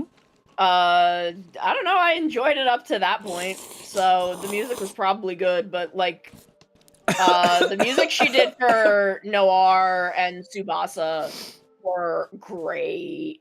I don't remember the music for Madoka. I'm talking about the anime, Kimetsu no Yaiba. I'm gonna get more / water. Demon Slayer. I'm gonna get more water. Which I thought was really interesting up until it became Bleach, more or less, and I was like, this is good for the kids, but I did my time already. So I kind of gave up on it.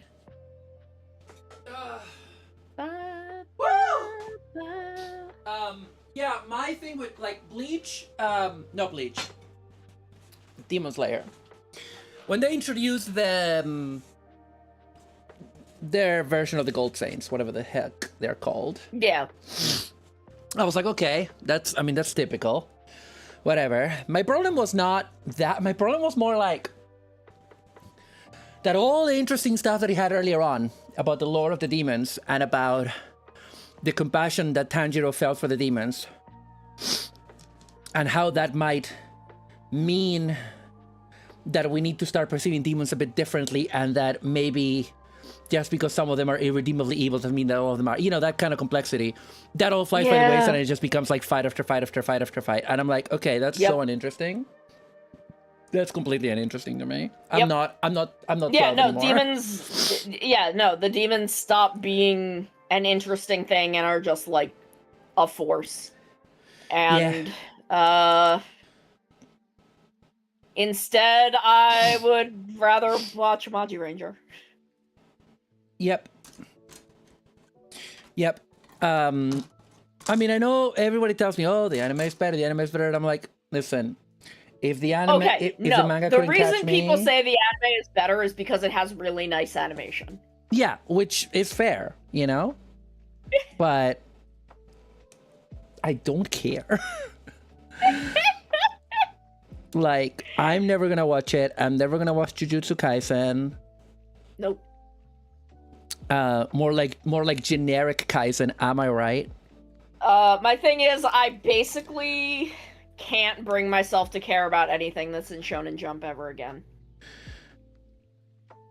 I wouldn't go that far for my own tastes because of stuff like Chainsaw Man, which is a perfect manga that had a perfect ending.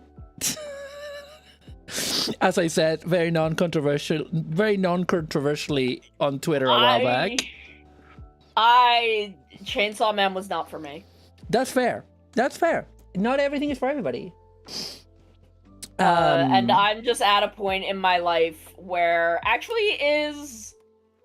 what is oh my god, what is it called? Demons of the Shadow Realm. What is that running in?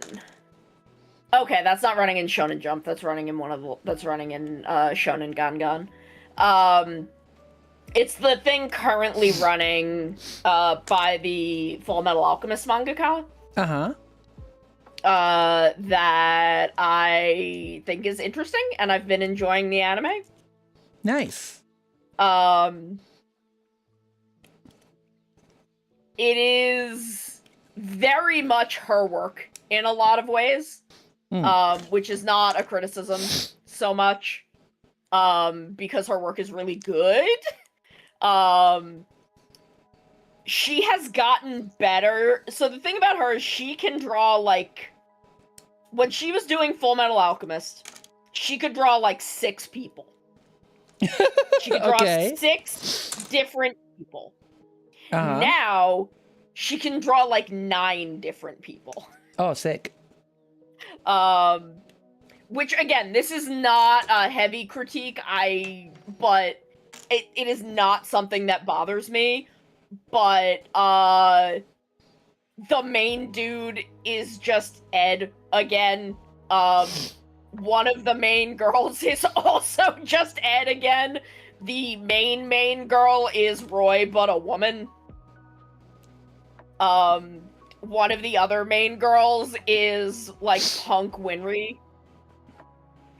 And again, this is not a problem, but it's especially noticeable since Studio Bones is also doing the anime when they did the 2003 Full Metal Alchemist anime, which was deeply formative for me. I see. So it's so, like, even looking at the manga artwork, it is noticeable. But looking at the anime, I'm like, oh, Bones is literally just doing the exact same visual style they did for Full Metal Alchemist 2003. They know exactly what they're doing. Which, again, not a problem. I love Full Metal Alchemist 2003. I am a Full Metal Alchemist 2003 truther. I am not particularly a fan of Brotherhood. Oh god, I know exactly who you're talking about. Overworked, burnout salaryman Mustang. I think he looks more like Maze Hughes, personally. But I know exactly who you're talking about, and he is kind of halfway between Mustang and Hughes. I will admit, Sono, I have never watched... I've watched, like, the first episode of Brotherhood one time. Someone showed it to me, and I was like, this is cool. This is interesting. I'm invested. I'll watch it sometime. Never did. That was 20 years ago. No, not 20 years ago. Whenever it came out. I would recommend, because I know you like, read a lot of manga in bed, I would recommend, like, giving the manga a shot. I think you'd really enjoy Full Metal Alchemist. It's very much, let's beat up a fascist. I'll put it on my list. I'm dying, Squirtle. Real. Oh. Okay, we just need a couple more limbs. And we will be done. And the backpack. Ow. Ruby.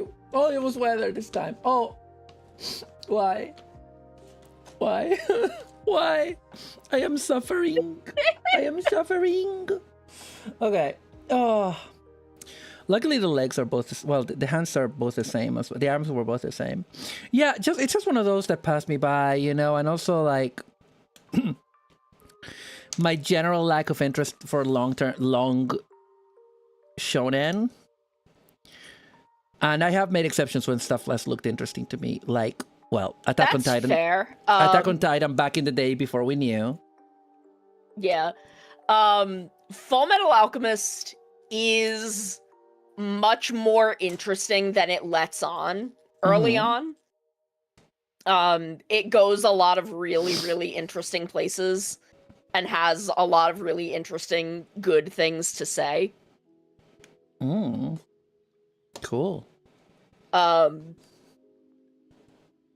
It's not as long as some things. I'm in pain because of the spicy noodles weather. Keep up.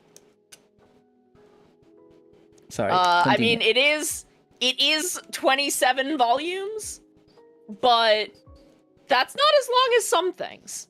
I mean, I read like 20 volumes of Blue Lock before I dropped it, so like I'm fine like with reading long manga.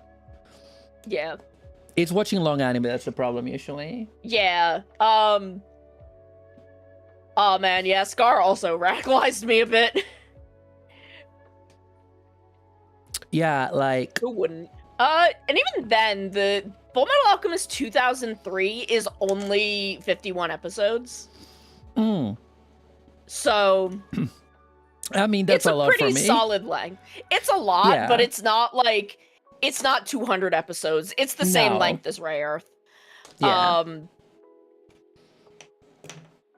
So the thing about Fullmetal Alchemist 2003 is that Hiromu Arakawa knew she was nowhere near finishing the manga at the time that they were, offering her the anime. Yeah. And she's like, okay, get up to this point, and then here is what I'm gonna do in the manga. Just don't do that. Don't do that. Do something else. And handed it to my beloved Sho Aikawa, who wrote Bokenger. And Fullmetal Alchemist 2003 happened. It's interesting that now anime production is so different, and if a manga is not finished, they'll just not finish the anime. Yeah. Most of the time, not every time, but most of the time, they will just wait for another season. It's so interesting now because we're in an era where they'll just make a season and be like, okay, we'll just wait 2 years. Yeah. We'll just wait 2 years to do another season. Yeah. We don't need to do a filler arc or anything. People will just wait if it's good. Whereas, that's why we would get filler arcs for big shonen manga back in the day, is because they would run out of manga and have to buy time for like a year and a half. Although in fairness, in a way, like, I lament that, because a lot of those filler episodes were just fun arcs or whatever. And I Yeah. know people complain, but like, for example, like, it's not uncommon, but it's rare. It's not uncommon, but it's rare. No, it is rare, but it happens that you'll find a Saint Seiya fan that will say, I don't like the Asgard arc, because the Asgard arc was anime creation to not catch up with the manga. Yeah. But honestly, it's very beloved. If I love it, Yeah. and that kind of thing can't happen anymore, and it's kind of sad in a way, Yeah, and I don't think it's impossible for it to happen anymore. It's just less common. Yeah. Like, again, One Piece will still do it because they just will not stop making One Piece. They can't stop on one stop. I think probably Demon Slayer had some filler stuff go on because that one was so popular and made so much money that they're like, we can't take a break. We need that breaks, sick though. revenue. They did take Did breaks. Yeah, and Okay, they've made I don't know. movies and stuff as well, so it might be. Yeah. Yeah, I think it's way more rare these days, definitely. Yeah, it's not completely unheard of, but it is a lot more rare. But I mean, even going back to my Bleach days, there is an arc of Bleach that is literally about all of their sentient swords being like, hey, we don't wanna. We don't wanna. Nice. And like doing a whole rebellion. And it was better than what was going on in the manga at the time. And I mean, it was during a point in which the manga is literally kind of bad. We would be remiss. And that arc was so much better. We would be remiss not to mention the classic Dragon Ball Z filler episode of Goku and Piccolo try to get a license because Chi-Chi's like, when there's not a bad guy to defeat you, all you guys do is hang out and train and eat, get a job, and to get a job you need a driving license. So go and do it. And Piccolo's like, yeah, Goku, go and do it. And it's like, yo, you too. And they both had to go. It's really good. It's really good. I can't, it's literally one of the best episodes of Dragon Ball. Like, even think about the episode of Sailor Moon that I don't even remember the context of why they all go to some dance, and Ami walks over to Makoto and is like, hey, what's wrong? She's like, oh, guys don't want to dance with a tall girl like me. And Ami's like, dance with me. Like, may I have this dance? And you get that, sick sequence of the two of them dancing. Yeah. Because Ikuhara knew what he was. Because Ikuhara knew what he was doing. Because, and I will say this, and I know that this is not an unpopular opinion, but it's also a lot of people would kill me for this. I'm sorry, the 90s Sailor Moon anime is better than the manga. I'm sorry. It is. I went and read the entire manga a few years ago because I had never done that. And I'm glad that I did, because it is the manga is still a masterpiece. It still has a lot going for it, but honestly, the characters feel kind of flat in the manga.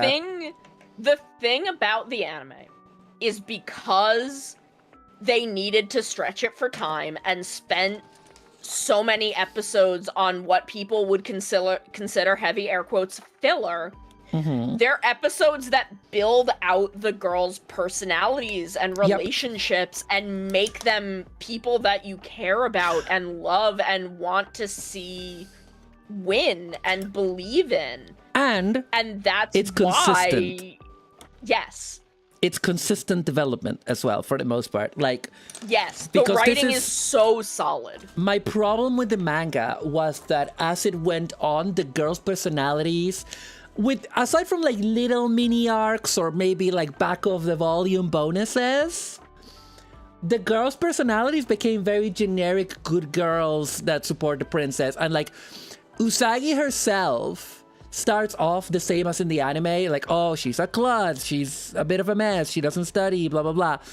But by halfway through the manga, she's like, oh, the pretty shoujo protagonist. Oh, I'm in love. Oh, and it's that was always been an aspect of Usagi in the anime as well. But in the anime, she's still the same character behind that, under that. There are bits in the anime when you see, particularly, during the Witches 5 arc when Chibiusa first comes back and brings a letter from her mom. Yeah. And it's all written in hiragana because even as Neo Queen Serenity, this girl never learned kanji. Yeah. This girl was too stupid to ever pick up on kanji. Oh, she's just like me for real. And she draws little emoji. She'll draw little smiley faces and hearts throughout the letter. Gosh. It's such an Usagi letter, but it comes from Neo Queen Serenity. And it's that's the same woman. This is definitely the same woman. That's just the thing. 200 years later. I feel Naoko Takeuchi's entire thing is she wanted to do the marrying the concepts of magical girls, Super Sentai, and a kind of romance fantasy, fantasy romance, she was much more into the romance element, which is there in the anime 100%. It is extremely central to it, but it's not the only thing. And the anime really, really benefits by the fact that Toei just structured it like a Sentai. They just did. Yeah. And they don't even have any Sentai staff. I remember going back to check. I don't think they do. Yeah, no, I don't think they do. But, aside from some voice actors. Yeah, but no writing or directorial or producer stuff that I know of. But yeah, no, it's I don't know, and because of that, like I will go back and finish Crystal. I definitely want to see their take on Sailor Moon S. I've heard it's very good, because also that's a good part of the manga as well. S was pretty good. I didn't watch the Supers or Stars movies. I watched the first Supers movie and it was pretty good. It was really good. But I watched pretty much up through S, and it was good. Like S was the best of what I watched by a country mile. Cause Lordy, the original like Dark Moon Kingdom arc is bad. It's rough, and the animation quality was really bad in the original airing before the Blu-ray. Yeah. Oh god, it was so bad. It was so bad. I'm normally not a person that like gets too hung up on that, but even I couldn't make any excuses for it. I am someone who kind of loves when the animation is willing to get a little wonky. Yeah. But it was bad. Yeah. Like, yeah, it's... Yeah, and the thing is, like, the 90s anime was just a masterpiece, was like lighting in a bottle. You know, it was like the combination of, like, they were still doing fillers, they happened to have a weird director, who happened to make it very, very commercially viable, and so they were like, do whatever you want, Kunihiko. Yeah. And stuff like that, it's very hard to happen again. I have finished this model kit. Yeah! Look at it. Look at him. Look at him go. I love how steampunk... I didn't realize how steampunk this suit is. It's very like... Very like... Look at his pipes. Yeah. Like, obviously, I speed built this. There's, like, no lighting other than that. But, yeah, it has good articulation, you know? Pretty decently poseable. The waist rotates. And if you're not careful, it will rotate the Haro because they are connected. The Haro can definitely rotate. And if you don't plug it into the bottom, you could definitely make it look up, but that's kind of harder. And you do get a knee. Very, very chubby legs. Love it when the legs are shorter than the arms. I love this big, like, cartoony shoes that he has. You know, it's like, yay. Yippee! It is a little near Automata. It is a little near Automata, isn't it? Although I think it came out before, maybe? It is a bit near. I do need to go back and play that game more. I know that I'm going to love it. Right. Okay. Well, let's put the parts in there. Okay, there's no more of this to Netflix eat, hates really. making 3-season shows because the 3rd season comes with pay increases to the staff and actors. Yeah. Yeah, I love the centaur cloth. Netflix hates making 3-season shows because the 3rd season comes with pay increases. Yeah. Sorry, I hadn't read what you were reacting to. Yeah, well, the thing about the cloth in the manga is that the cloths in the manga kind of are in some ways more logical, but they're simpler. So we finished this guy. And my intestines are not happy, chat. Oh, just wait for the next one. Oh, God.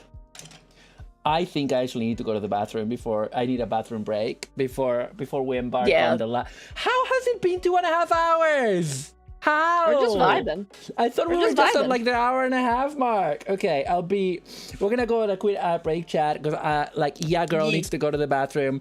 But when I come back, we're doing the spicy ball deck. All right. Hiya, mommy. See you in a minute.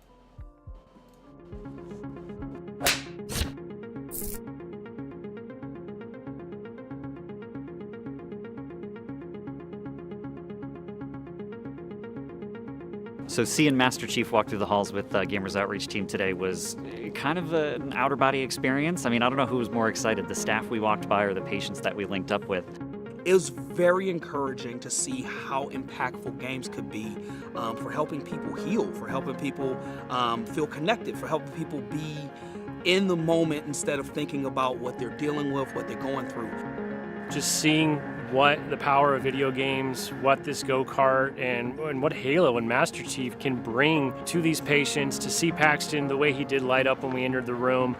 I've witnessed the amazing power of gaming in the past couple years. I've been at Seattle Children's for 32 years. The Gamers Outreach carts have been an amazing addition to our hospital. They are so mobile and so easy to maneuver and store and get into tight spaces. When I roll in with the go-kart, it's always a look of amazement. You know, when you check in and ask what console they want, if the note that didn't have enough details or something like that, you know, you could say, I'm going to come bring you an Xbox, but the sight of the nice screen and the newest console, it's always a, oh wow, awesome. I've been a gaming specialist at 3 different hospitals for about 8 years, and I can say with confidence that Gamers Outreach is the backbone of the therapeutic gaming field. It's just an amazingly easy and efficient way to deliver the most robust video game technology to kids in the hospital. When there are people that need help, when there are people who need to be uplifted, when there are people who need to be taken care of, Spartans answer the call, and we know that the work that Gamers Outreach does helps people. I'm gonna ask that you suit up and that you join with me.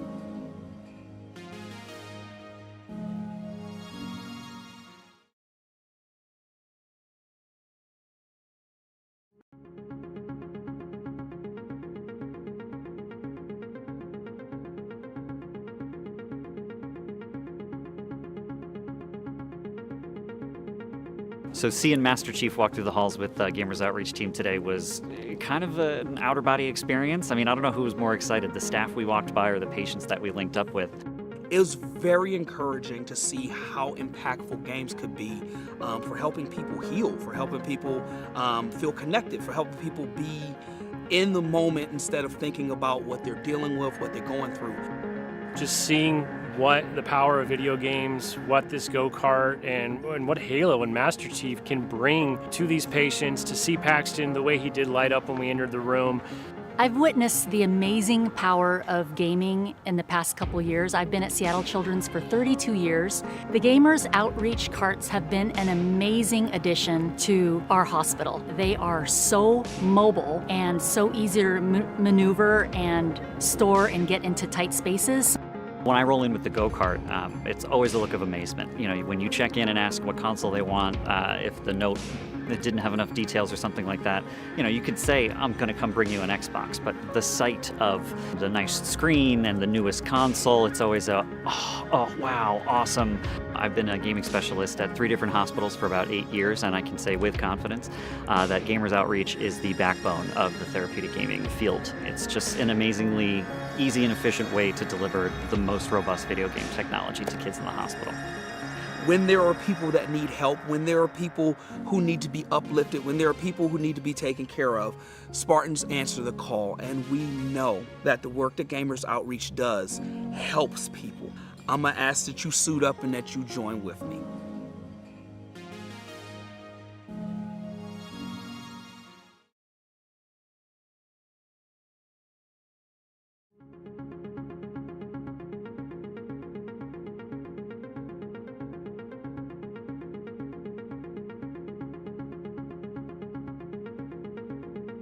So seeing Master Chief walk through the halls with the Gamers Outreach team today was kind of an outer body experience. I mean, I don't know who was more excited, the staff we walked by or the patients that we linked up with.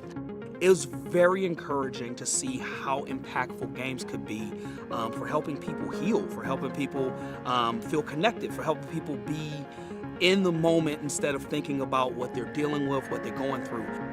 Just seeing what the power of video games, what this go-kart, and what Halo and Master Chief can bring to these patients, to see Paxton the way he did light up when we entered the room. I've witnessed the amazing power of gaming in the past couple years. I've been at Seattle Children's for 32 years. The Gamers Outreach carts have been an amazing addition to our hospital. They are so mobile and so easy to maneuver and store and get into tight spaces. When I roll in with the go-kart, it's always a look of amazement. You know, when you check in and ask what console they want, if the note that didn't have enough details or something like that, you could say, I'm going to come bring you an Xbox. But the sight of the nice screen and the newest console, it's always oh, wow, awesome. I've been a gaming specialist at 3 different hospitals for about 8 years, and I can say with confidence that Gamers Outreach is the backbone of the therapeutic gaming field. It's just an amazingly easy and efficient way to deliver the most robust video game technology to kids in the hospital. When there are people that need help, when there are people who need to be uplifted, when there are people who need to be taken care of, Spartans answer the call, and we know that the work that Gamers Outreach does helps people. I'm gonna ask that you suit up and that you join with me.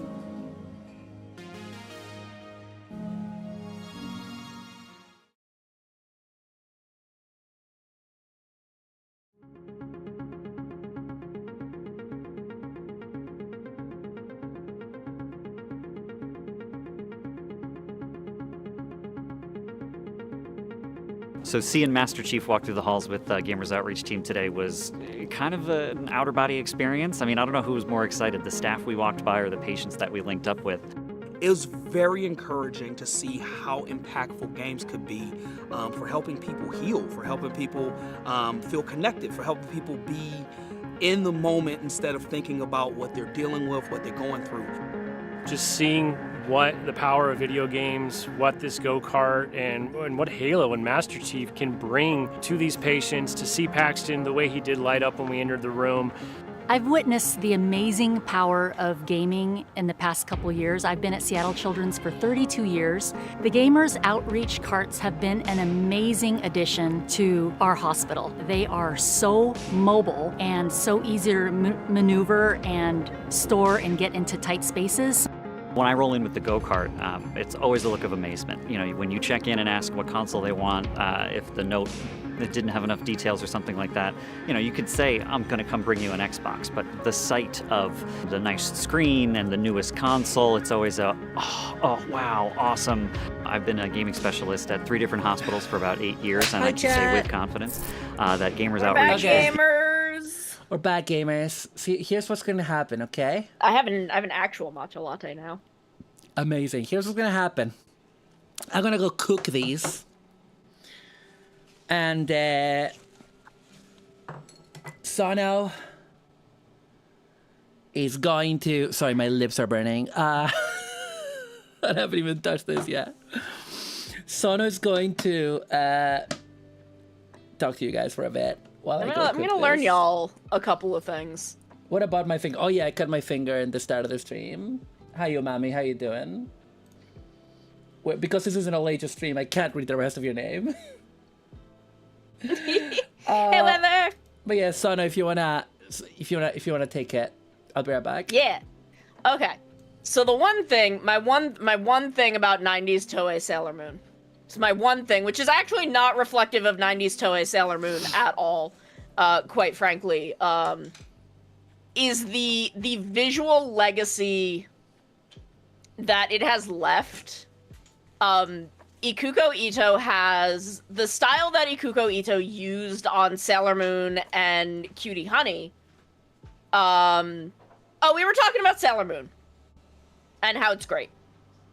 And Ikuko Ito had a very, very distinct visual style that she used with Toei in the 90s, particularly on Sailor Moon, but also you can see it on Cutie Honey.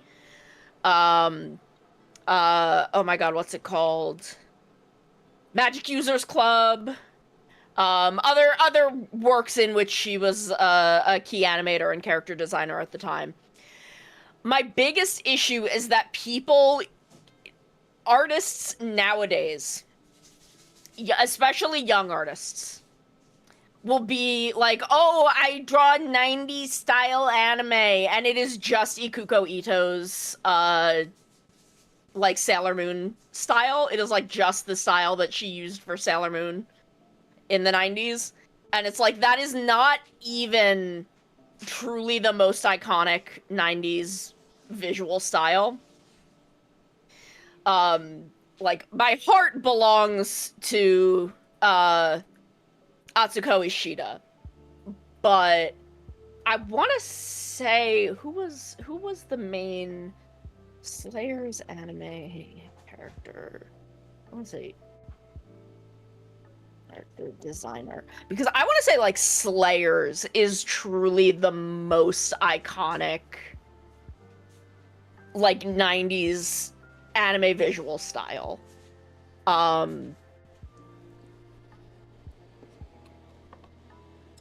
Where's the staff?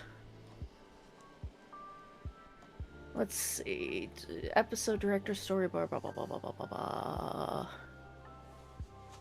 It's all scripts and storyboard artists.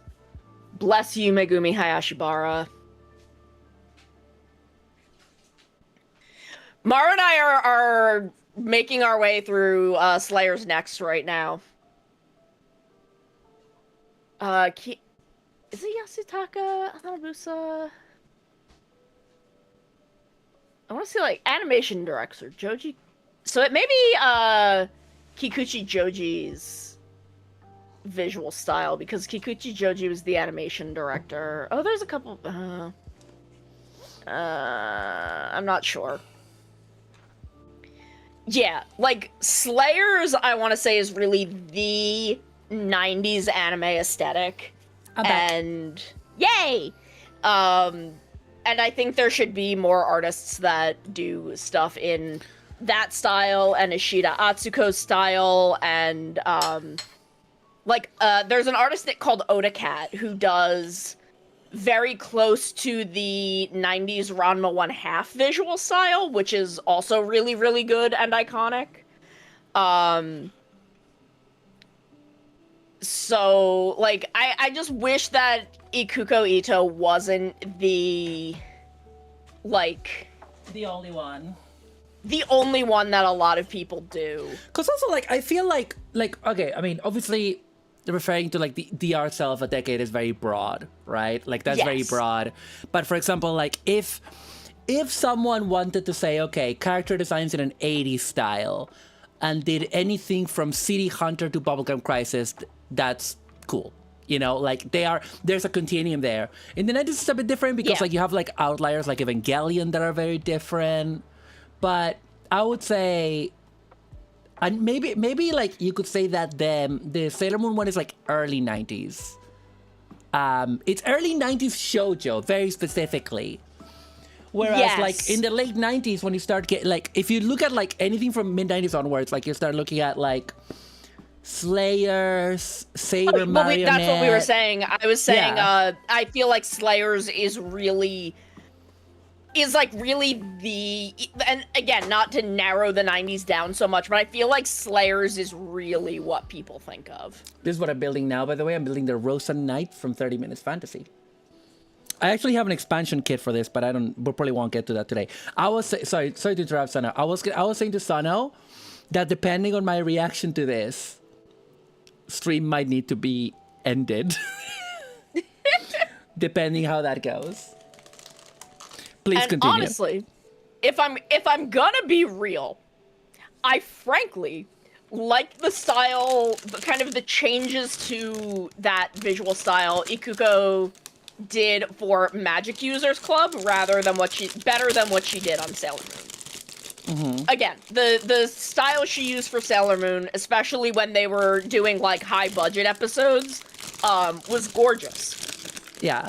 But I think some other variations of her style are better. I love the visual style of the Magic Users Club anime. And I just think there are other 90s anime styles that are so much more iconic, and particularly Slayers.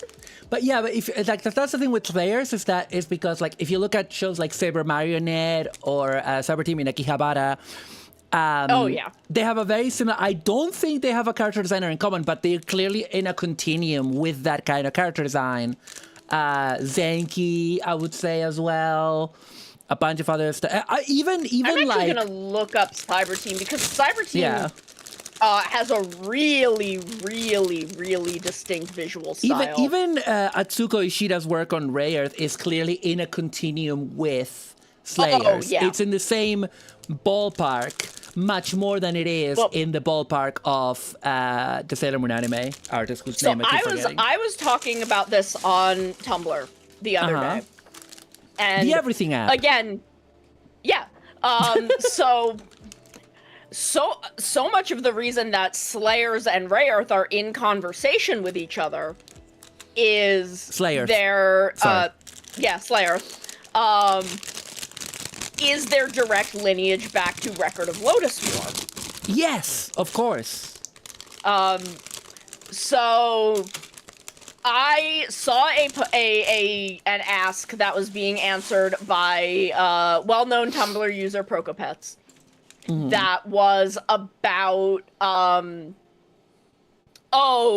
people complaining about D&D being the source of westernization of fantasy. Yeah. And that JRPGs are equally responsible for that. And Prokopets was talking about how, in JRPGs, all of that goes back to Dragon Quest and its obsession with the visual aesthetics of medieval Germany. Yeah. And, how that is not directly tied to D&D. And how, there is that separation between those two things. And then I thought about that because that's really interesting, because Dragon Quest, is the root of JRPGs. It is at the core of all of it. But yeah, I have more to add to that, but please go on. I'll do it after you finish. And of course that's more nuanced, and I don't know shit about Dragon Quest, let's be real. It's okay, I'm gonna jump in after you do. But no, Dragon Quest, I don't know about Dragon Quest. I can answer that, Techno. Let her finish. So keep going. The thing about that is where D&D does tie in into kind of J fantasy is through Record of Lotus War, which was a novelization of a system agnostic TTRPG campaign, but that did pull from D&D as well as some other early systems. That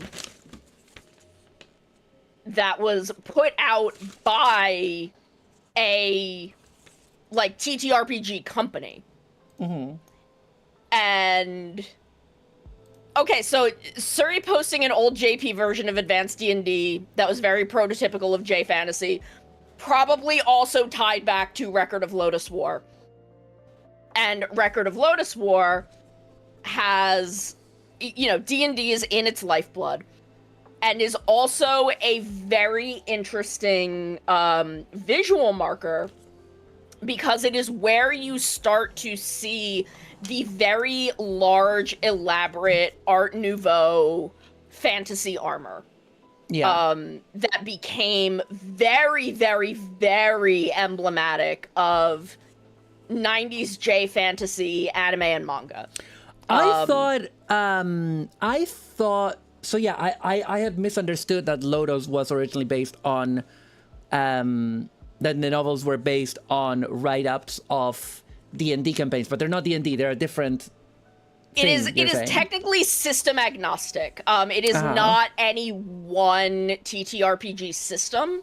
Yeah. But I believe it did pull from D&D, and that it ran very similar to the style of D&D.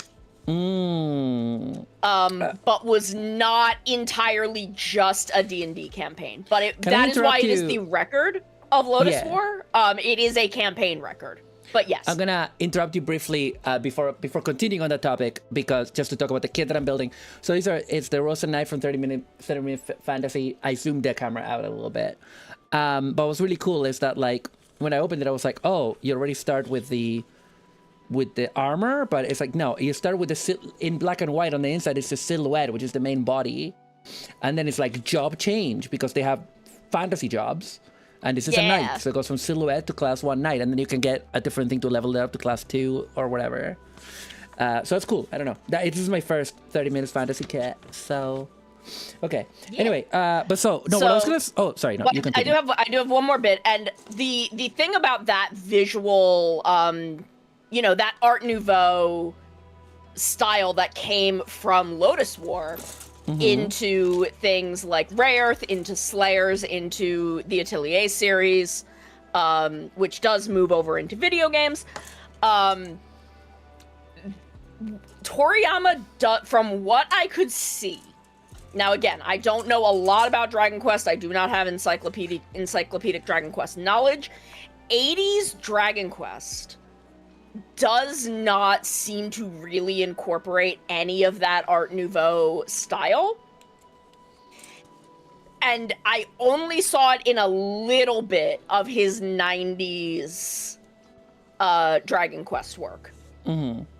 So that visual legacy of J Fantasy through the 90s of having the very big, elaborate Art Nouveau armor and illustrations and all of that, that is a legacy of Record of Lotus War.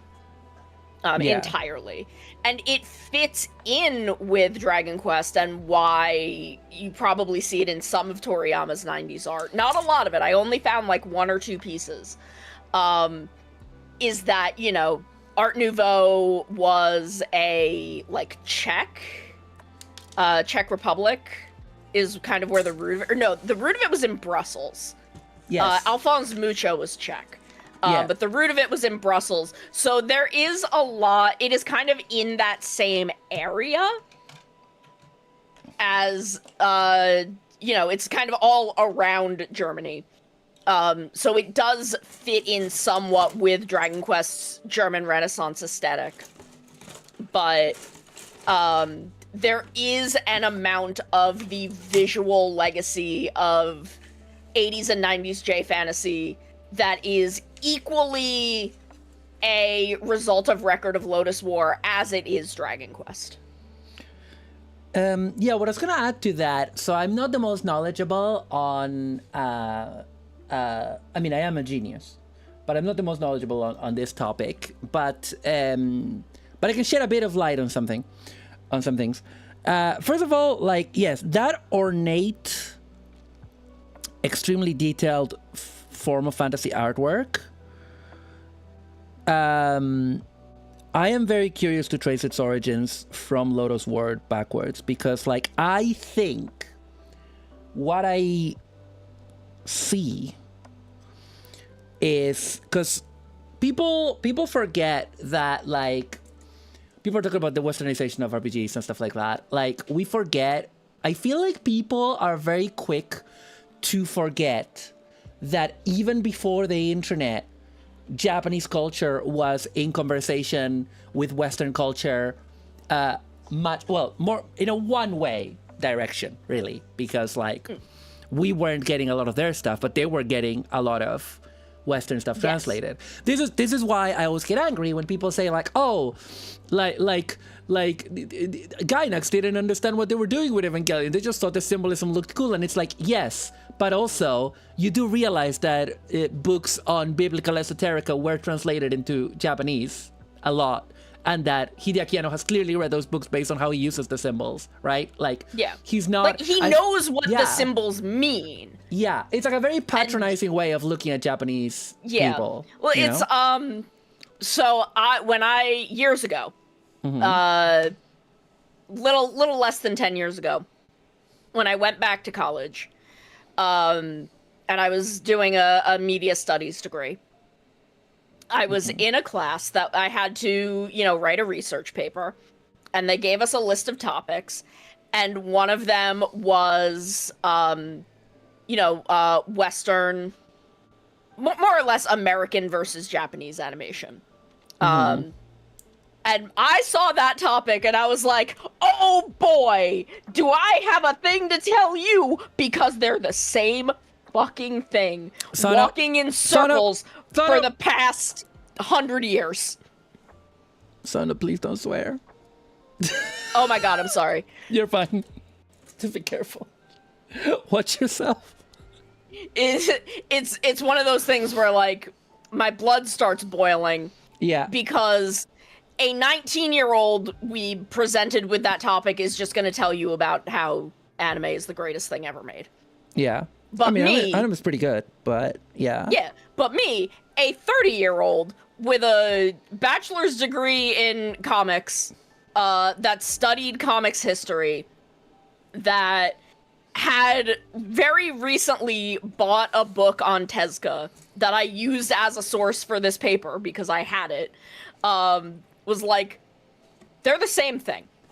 That we literally just keep walking them in circles over and over and over, from Walt Disney until now. Like, Yeah. They've been in conversation with each other for nearly 100 years at this point, and are completely inextricable from each other. Yep. Like, but yeah, what I was gonna say about Dragon Quest is, and JFN is in general, is like, yeah, like you know, people in Japan were reading, like, they were playing D&D and they were playing other similar systems. Isn't there like the biggest one that they had a Sword something? Sword Gale? Sword World. Sword World. Yeah. Which is that from, the one? Yeah. It's the same company that produced Record of Lotus War. Yeah, exactly. So they've had a lot of these things. The difference is that they had their own interpretations of them, but like, if you watch Slayers, you can't tell me the people that make Slayers are not aware of like D&D tropes, right? But here's the thing. Dragon Quest and a lot of its other contemporaries that people don't remember that were very big at the time, like Xanadu, is a lot of that stuff it was connected to D&D, but it was also connected to D&D in like, both because the people that made those games did play D&D, but also because the people that made those games played... I'm pausing for effect. Is it working? Ultima! Because everything comes back to Marumalandra's niche interest of origins, the history of origin systems. That's a company that made Wing Commander, you guys. And Ultima was extremely influential in Japan. Why did I say Japan like that? Why did I say Japan like that, Sono? In the Nippon. No, I didn't. In Great Nippon. No, I didn't say that. Can't say that. It was extremely influential. And like, if you look at like the Ultimas that came out before Dragon Quest, before the first Dragon Quest, and you look at the first Dragon Quest, you see it. Obviously, Dragon Quest, the genius of Dragon Quest is that it grabbed a lot of the concepts of Ultima and other contemporary RPGs of similar style and boil it down to what can be played in a console by a general public rather than by a specialist public. Like, instead of having 17 different actions that you can take that you have to type, it's like, oh, you have like context sensitive menus and stuff like that. And it's simpler and it has a very appealing and unique visual style. Whereas like the Ultimate games, a lot of their visual style, the early ones that would have been influential at that time, it was very, what's his name? The artwork that he had on those was very D&D artwork. It was very Frank Frazetta? The one that did all those Conan posters. We're getting raided! Otaku-dan, hello! Okay, hello. now we got the raid wrong. Something is wrong with my mix it up. The raid seems to be one raid behind. Yeah, it's weird. It's extremely strange. Anyway, hello, welcome raiders. I'm Marumalandra, the Lincoln Punko Riot Queen, the hack with the back. I am here with Sonomi Kan. She's the one in green. This one. It's me. I'm the Manticore from the theme song. She's the Manticore from my theme song. Hello. What were you building? How's it going? And Lucky Ducky, hello. Otaku-dan, hello. Nine, hello. What were you building? What were you building? We built, so far we built this haro and this haro. And I had 2 pots of spicy noodles, and this is the spiciest, and I'm building a 30-minute fantasy kit. And I'm waiting for this to A, cook, and B, cool down, so I can eat it. How's the stream? Yeah, we're raising money for Gamers Outreach as part of VTuber SummerSlam. I don't know if you're doing VTuber SummerSlam as well, Takudan. And we, we're like almost to the second milestone. And there's loads of incentives and milestones. And you can check those out, ! Incentives. And it's all going to Gamers Outreach, which is a wonderful charity that works for kids in hospitals, bringing them entertainment at a really rough time in their lives. MG Gundam. If y'all get us to 200, I will chug the rest of the soup from my spicy rice cakes. Yeah, she will. I'll do it. Thank you for the, I will also immediately throw up. Yeah, don't do that. Try not to. I might have bitten off more than I can chew by putting this kit at the end, so no. No, because it's complicated. This is a simple kit for someone like me, especially, that's actually made custom kits. Not to pick myself up, but I am kind of a genius. It's just because, like, I am starting to flag. Although my stomach has settled, it's getting ready for the bull deck. It's getting ready for the bull deck, mate. It's gonna happen, Sano. The bull deck is gonna happen. Yeah. I should have brought up more crackers. I'm out of crackers already. A14. I've got 2 more sitting in my soup, but I'm out after that. Oh.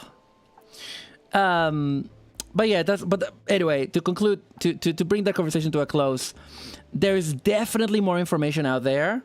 There's definitely people that know better than a bit more than we do about this topic in particular. Yes. But it is a really interesting topic to look at, like 70s and 80s Japanese fantasy magazines and how that connected to, in the 80s, you start getting fantasy, a lot more like high fantasy, like Western fantasy style anime and video games. Like you have, like just to name a few, obviously mecha was all the rage in the 80s, so you have Panzer Ward Gallant, you have Dumbine, you have I would include 5-star stories in that, sort of, kind of. I mean it is really inspired by like Western medieval stuff. And throwing open bedroom windows, like you're there, lesbian, what's today?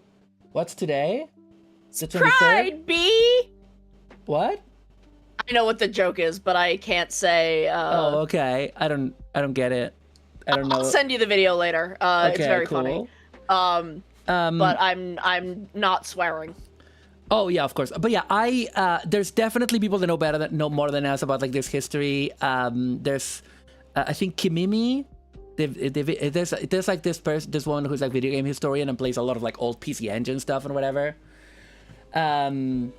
But yeah, like you start really getting it in anime. I would also say Laputa Castle in the Sky is an extremely influential work of Western style high fantasy in a way. It's not traditional Western style high fantasy, but when you watch Laputa Castle in the Sky, you then are like, oh, and then you realize that it came out like a few years before the Super Nintendo JRPGs became a thing. And if you look at the aesthetic of a lot of those Super Nintendo JRPGs, Bahamut Lagoon, Final Fantasy games, Chrono Trigger, all of them, you realize that a lot of that aesthetic, Secret of Mana, a lot of that aesthetic is very, very connected to what Miyazaki's fantasy films were doing. No, we are talking about Record of Lotus War, which is fantastic. Yes, fantastic. We did. This kind of started with me talking about how Record of Lotus War and Dragon Quest are 2 of the pillars of J fantasy. Yeah. And then of course it goes deeper and is more nuanced than that. But yeah, it's it's complicated, right? But it's really interesting. It's really interesting. Like all of these like cultural interconnections, you know? Like, like the fact that, you know, Xanadu was like a big JRPG and they were literally going to make their own version of Ultima. They didn't because the negotiations fell out for several reasons. But Richard Garriott went to Japan to do that. It's all connected. It's more connected than people think. Japan is an island physically, but Japan is not an island metaphorically. You know what I mean? Japan is connected to the rest of the world. And just because we were not receiving stuff from Japanese pop culture as much in the 70s and 80s, doesn't mean that they weren't, And people don't understand that. Weebs don't understand that, and it drives me bonko. Yeah. No, I'm the one eating the sprues. That's what I'm crunching on. I'm not eating the sprues. I am waiting for the bull deck to be cool deck. Yeah, I'm the one eating the sprues. She's the one That's eating the me. sprues. As it should drive you bonko. I feel the old person like, hang on, Otaku Dan. We are old here. We are. Welcome. We are. We are hack maxing. We're old for we're not old. We're VTuber old. Let's be real. Oh yeah. We're, as far as VTubers are concerned, we might as well be grannies. Yep. We're not, but I am an auntie though. You are an auntie. I am an auntie too. I have like several nephews and nieces. Yeah, I have 2 nieces. Technically, I have 3 nieces and a nephew, but I haven't met one of my nieces. I mean, if we include, because I was basically thinking about my friends, babies, because they're the ones that are in my life. But like, if we expand it to my actual family, I probably have more. If I expand it to my actual family, then like I have like 5 or 6. But the ones that are actually in my life are the ones from my friend around me. Yeah, no, my best friend's kids are like my main nieces and nephews, but my one cousin that I grew up with does have a 1-year-old now, and I need to go over there. I have a blanket that I made when she was born that that has been sitting in my room for a year that I need to give to them. Wow.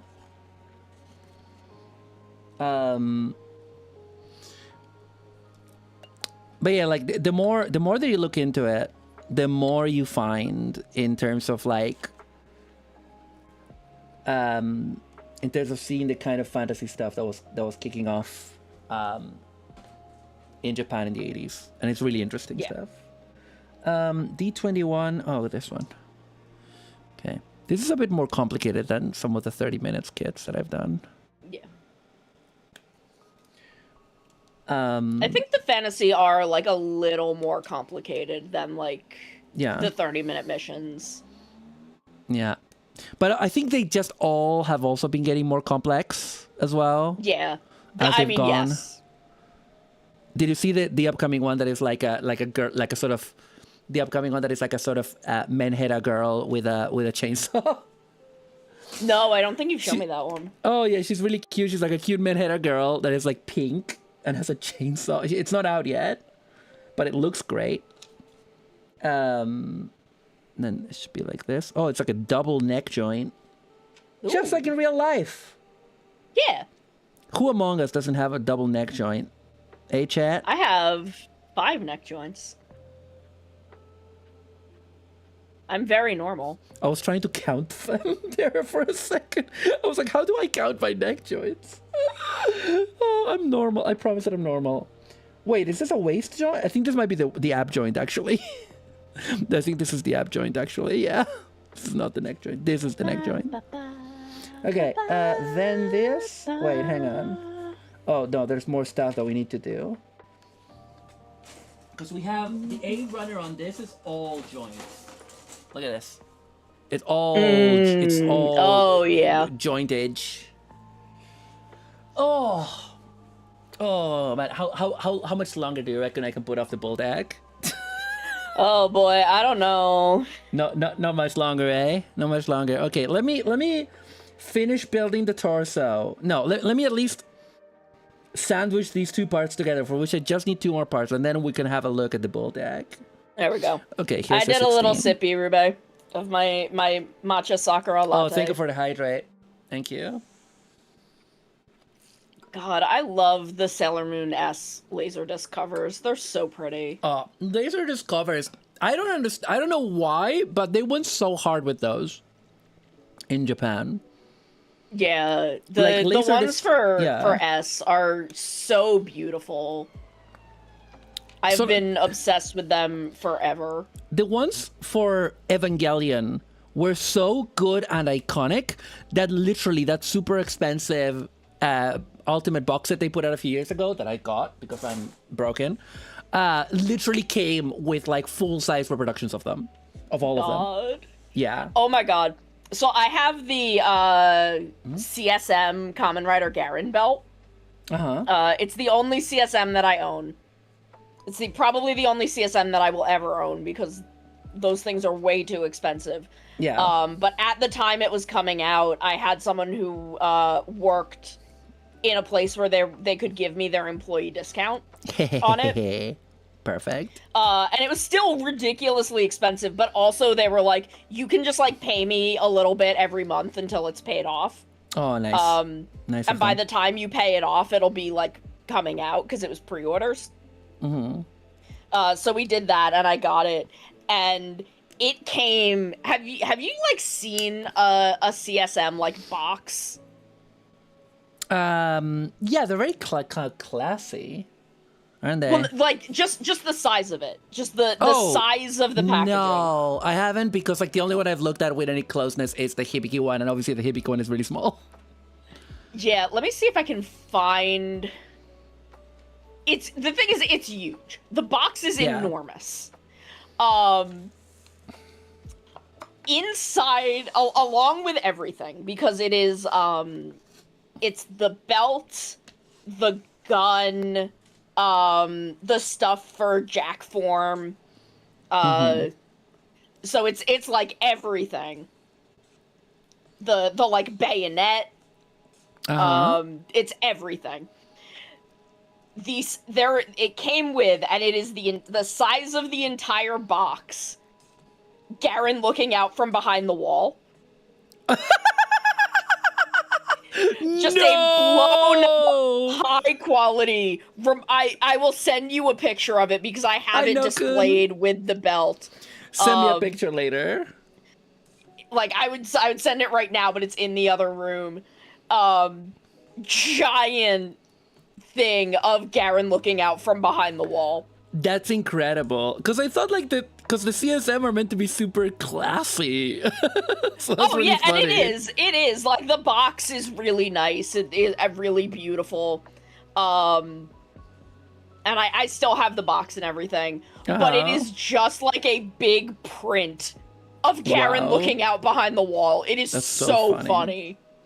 So, Sana, have you been watching Zets?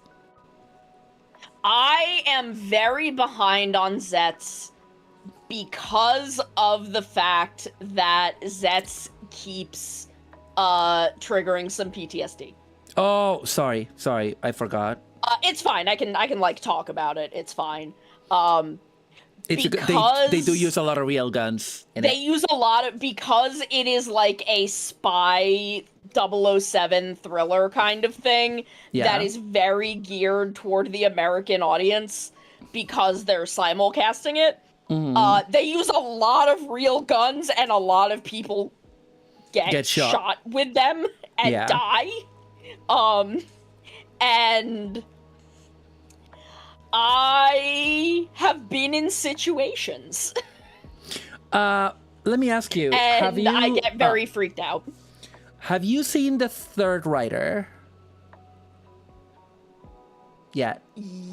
The one played by Amano Kosei? The one played by Kamen Rider Garen. And yeah, the one played by Amano Kosei. Yeah. My beautiful beloved husband. Yeah, which I didn't recognize because they bleach his hair blonde. Yeah, they bleach his hair out. Oh no, I am face blind to so many people, but I have had a photo of Sakuya Tachibana as my phone wallpaper for the past like 15 years. So I see his face like constantly all day, every day, and they pan up him. This is actually very funny. because I watched this at the same time as another episode of Gozuger, and the same thing happened. It wasn't him though, but they pan up him, and I literally like sit bolt upright in bed, and I'm like, that's my husband. I've only seen him before. I've only seen him because I haven't seen Blade yet. So I've only seen him in Force as the. No, you've also seen him in King Oger. Wait, who was in King Oger? He was one of the 4 generals. He was the human face one. Yeah, he was the one that could become that had like that ridiculous hat. Yeah. Yeah, he was the one that was dead. Oh yeah. Yeah. And you remember the former queen of the Dabowski's country? Uh-huh. That's his IRL wife. That's really funny. So that scene of the two of them sends me. I'm trying to mix this up so that I get an appropriate amount and I don't get nothing and then a lot later. I'm just very scared, okay?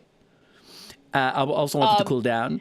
But at the same time as I was watching that episode of Zets, I watched... So there are a lot of previous Sentai actors, and frankly, just a lot of previous Toku actors in Gojuger. So they're just all over the place. One of a brief recurring major villain is played by Blue from Go Busters.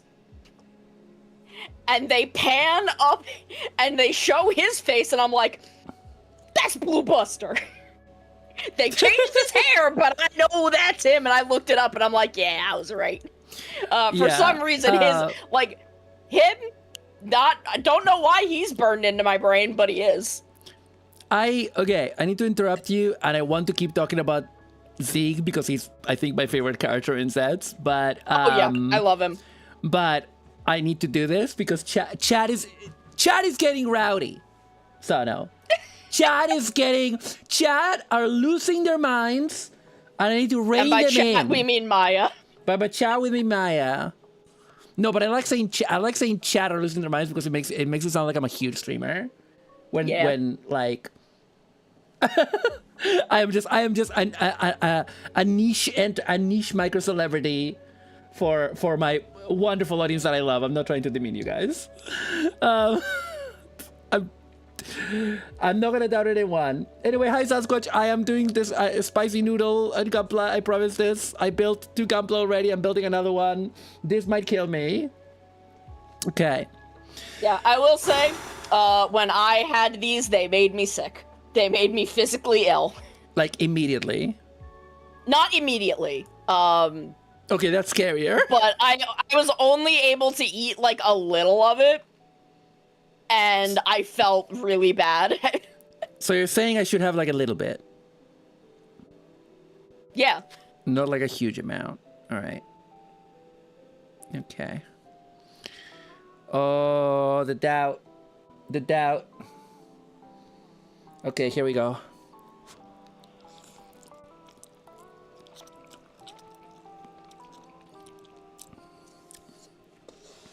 Maru's stomach do be looking like a war zone right now.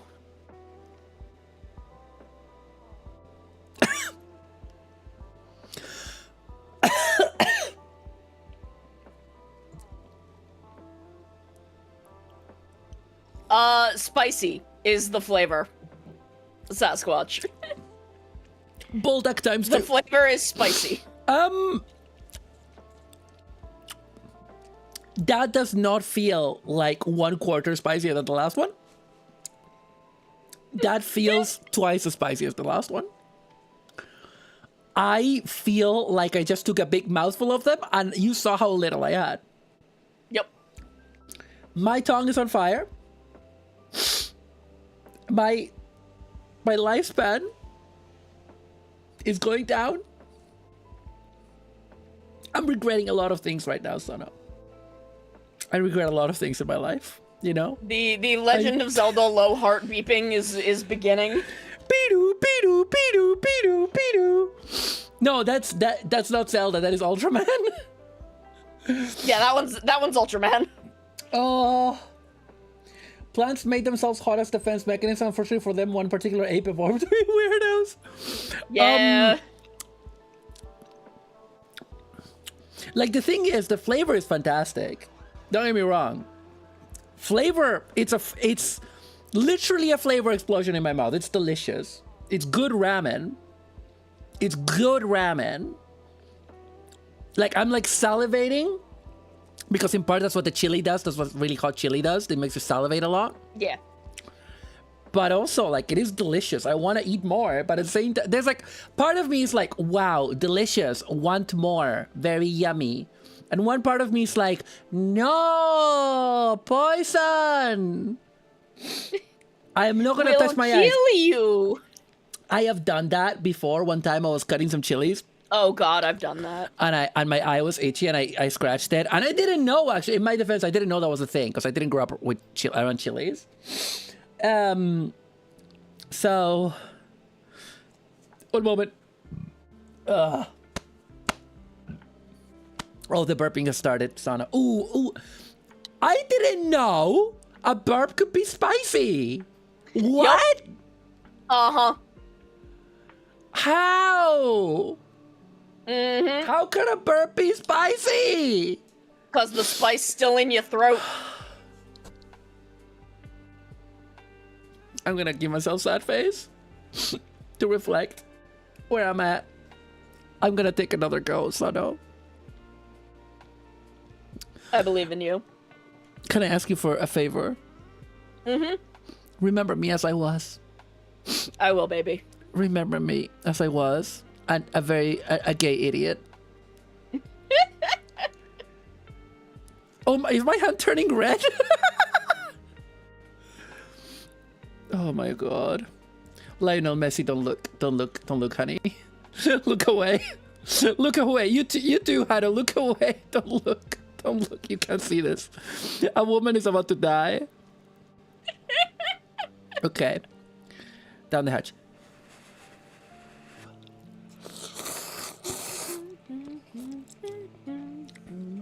I tried to eat more than that, but I had to cut it because it was spicy. It was too spicy for me to keep sucking it in. Yep. Oh, the milk. Oh, sweet alkaline, or whatever it is. However it is, the chemistry works.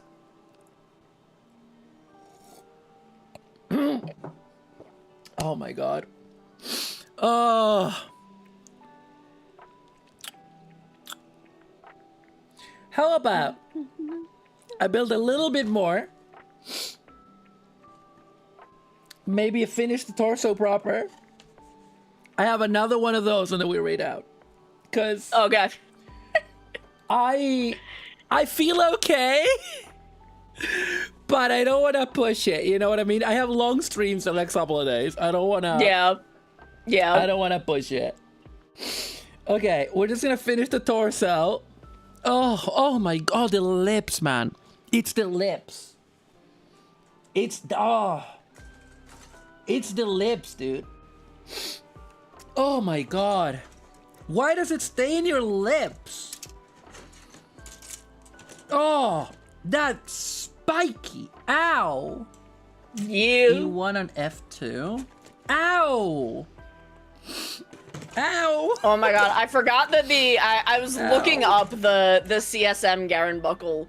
Ow. To see if I could find something that showed like the size of the box. And I forgot that the instruction manual is made to look like it is an instruction manual that you're getting from board. Oh, from the company in the story. Oh my gosh. Where's this runner? Oh, it's this one. Okay. And I still need A and I still need D1. Where are they? Oh my God, I found a picture of Amano Kosei wearing the belt and holding the gun. Oh. I love this man. Oh. Just be like you're not a gecko who has cape their eyes moist by licking them. Remember me how when I would do a wing challenge, it was worse when I went to wash up after and had the hot sauce flare up again. Yeah. Oh yeah. These are chat. Don't do this. I'm a professional, okay? Don't do this at home. I'm a professional. I have supervision. I have a personal physician here with me in the studio. It's me. I'm Sono. a physician. I'm a doctor. Sono's a doctor. This is not medical advice. I'm just covering my bases. Oh, right. She also did the Dot Hack soundtracks. I forgot about that. Dot Hack. You know who's real into Dot Hack? Giselle. Giselle is real into Dot Hack. If you ever want, if you like Dot Hack and want to talk to someone about it, she did the Xenosaga movie, or she did some Xenosaga music apparently. Oh, nice. Wait, is that the forward? I'm talking about Yuki Kajira again, everyone. I'm just like this. She's just like this. I mean, literally, a lot of our conversations are like, oh, this amazing music in this anime we're watching. It's for this person. They also did this. Oh, did you know they also did this? That's the kind of autism we have. For real, this is what we do. That's what we do. That's the kind of autism that we have. That is the kind of hot conversations that we have. Remember the time that we completely destroyed the group chat talking about Ray Earth in the middle of the night? Several times, but yes. I mean, there was one specific time where like. Where I was like busting out books and like taking photos of things in various books. Was this our current group chat or the pre-Gatai book chat? No, I think it was the pre. I don't know because if it was Chuchu the was pre-Gatai group chat or it was not the current group chat. I'm not sure if it was the pre-Gatai group chat or if it was like the. No, because it was before Gatai Universe, so we didn't have a shared server. So it must have been the like original Gatai group chat. Yeah, I think that's what it was because I remember Chuchu being there and going like, "What the hecky?" Yeah, Chuchu, who's like 4 hours behind me, who was like 5 hours behind you. Yeah. So Chuchu was like 9 hours behind you. Just waking up later and be like, what happened here?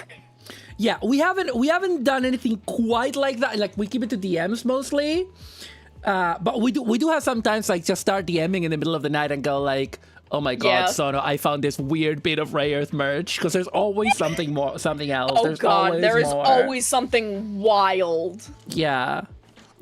Although nothing for me will ever top the, and I'm sure that there's a Ray Earth version of this, I just have never seen it. Nothing for me will ever top the the Tokimeki Memorial car radio antenna toppers. A product that is literally useless now. But back in the day, chat, if you had a car and you had a radio, it might have an antenna that stuck out. And people put toppers on the end of the antenna. And it was a set that came with little plastic figurines of every girl in Tokimeki Memorial that you could just plug up there to show who your favorite was on your car. And I'm sure there's similar ones for Ray Earth, but there's other stuff for Ray Earth as well. What's the weirdest stuff we've got for Ray Earth? I think, weird in terms of how it looked was the festival mask. I mean, that's a given. Those all look awful. That thing was horrifying. Those are horrifying. Always. We found like a fortune telling set. Yeah, that was interesting. That was interesting. God, there was a lot of weird stuff. This was back when you had to have a guy walk in front of your car with a red flag and you had to start it with a crank. Gosh. Oh yeah, this all of these guys have their own like elemental crystals. This is like a fire crystal. Yeah. Hang on, I'm not showing it properly. There it is. But yeah, there was one time that like we ended up talking because I think it's because I was saying that I didn't know. I think it might have been the time that we were having the conversation where like, because there was so much stuff from Ray Earth that I looked up back in the day and couldn't find and then never looked up again when the internet became bigger. Yeah. And this one was that I knew there was a lot of anime art that I had seen that I didn't know where it came from. And I asked you, and a lot of it was from the script books. Yes, there was a lot of... Clamp did a bunch of art specifically for they released books of all of the scripts for every episode of season 2, and Clamp did an illustration for every single episode. So there are 25 plus there were little pull-out illustrations. So there's a really, really beautiful illustration of Hikaru and Noba that is from those books. And what's really pretty about those illustrations is that it's Clamp trying to do the anime style. So they have the coloring of the anime, for example. And some of them, they're kind of cell colored, but they're also clearly, if you know their art style, you know it's Clamp rather than Atsuko Ishida. And they're gorgeous. They're so pretty. And for years I didn't know where they came from. And then you started whipping out the books. Whipping them out. Yeah, because I have a lot of... I am a person that loves physical, tangible things. So I have just a lot of, weird little esoteric Ray Earth and Clamp things. I have possibly the only Suki Takara Suki figure that has ever been made. That was from a little Clamp blind box set that is Hino with 2 of the teddy bears. Yeah, because that's not even in the Clamp chess set that I own. No, I don't know if did they put Suki in that? No. No? No, it's I literally have it out on the shelf, so I can tell you. I'm just looking away. There's, let me see.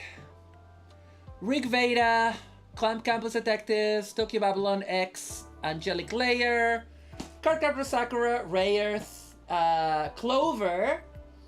Yes. God, I love Clover. Wish. Chobits? Hang on. Oh, I think I dropped my Chobits one. Chobits, and then Tsubasa and Holic. Yeah. Yeah. So I don't think it doesn't have no, Suki. there was no Suki.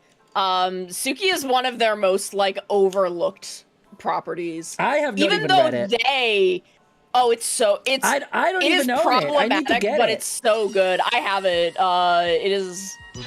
Oh, Link yo, you. We got rated. Link you rating. Welcome, Link you. Welcome. How's it going? Welcome, Raiders. I'm Marumalandra, Delinquent and Bangkok Riot Queen, the Hag with the Bag. And we are building Gunpla and eating very spicy noodles. And I'm dying. How's it going? Hi, Link you. Hi, Montegi. How was Breath of Fire? How was it? But yeah, we're raising money for... I don't know if you were in the Vitrumer... Are you in the Vitrumer Summer Slam? We're part of the event. Raising money for the kiddos in hospital for Gamers Outreach. We're doing it. We have raised already $165, $164, and we're almost at the goal of 200. And I am dying with the spiciness, and I'm building a 30-minute fantasy kit, and we're talking about Ray Earth. Wow, Sana, we're talking about Ray Earth, you and I? That's crazy. Yeah, crazy, unknowable. Who would ever think we were doing that? Who would ever expect that of us? Okay, that double joint was the neck, actually. Okay. Yeah, because the up crunch is different. Okay, come on, get in there. Is that it? Yeah. But Suki is so... I love it. It is a little bit very much... These are Boldak times 2, to answer your question.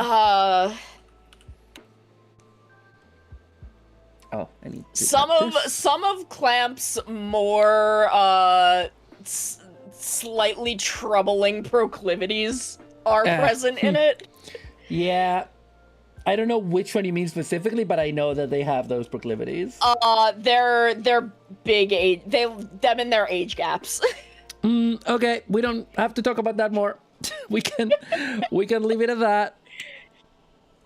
Okay, yeah, look, it has a double neck joint. Yeah, oh, nice. Yeah. But I really do, I love Suki. genuinely, I think it is so good. It is one of the few where Makona wasn't the lead artist, so it doesn't. It looks only different, like yeah. it looks different, and it doesn't look like what you would expect a Clamp manga to look like unless you're very, very familiar with Clamp, and you're like, you can pick out Nanase Okawa's artwork, because I believe she was the one who was the main artist on it. Are you sure it wasn't Mick Nikoi? It usually Oh no, is was it Mick? Yeah, because no. Was it? Nanase Okawa doesn't really do art. She does some like fill-ins and stuff like that. But I believe I mixed them up. I believe because it was Mick Nikoi is the other main artist. Yeah, I believe I just mixed up the names, and it is Mick Nikoi. If you need to rate and run, by the way, Link, you feel free. So like when you know and you're like very familiar, because usually Mick Nikoi is just doing like the chibis and stuff like that. So to see her doing just like the main art is really interesting, but it's really, really beautiful. Yeah. And I think it really suits, because like most of what they do is fantasy in some way. Be it, magical girl, isekai magical girl, mecha, even like the light sci-fi with Chobits and Angelic Layer, historical fantasy, pretty much everything else they do is fantasy of some kind. Suki is completely separate from that. Yeah. It is just it's not quite a slice of life. It's got a little more going on than that, but it is completely non-magical, even though I think it does technically take place in the Cardcaptor Sakura universe. Or it takes place in one of the universes. I'm gonna have to interrupt you, Sandra, a little bit. Just because I need to eat these noodles. Yep. Sorry about that. I'm sorry. But also, sorry. But I also wanted to answer to Techno. Imagine 2020's internet fandom being exposed to Clamp. That almost happened when Tokyo Babylon was gonna get an anime. Oh god, yeah. And there was already discourse. And actually, the discourse is kind of funny because like you had a lot of people that were like, "Oh, people are gonna complain that Tokyo Babylon is problematic." Can you imagine people calling out Seishiro? And I'm like, but okay. I mean, I know that it's a BL and BL can be like rough or whatever, but like, you do know Seishiro is the villain, right? like I'm not doing discourse here when I say Tokyo Babylon is one of my favorite manga ever, and it is about an abusive relationship. Like that's what it's about. Yeah. That's the core of the story. It's not just your hot BL chef. What are we doing here? Yeah. But definitely, discourse is gonna be hilarious. I mean.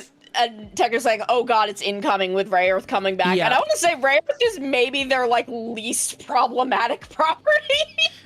I can predict, depending on how things go and what they choose to adapt or not adapt, if they go for anything from the old anime or not.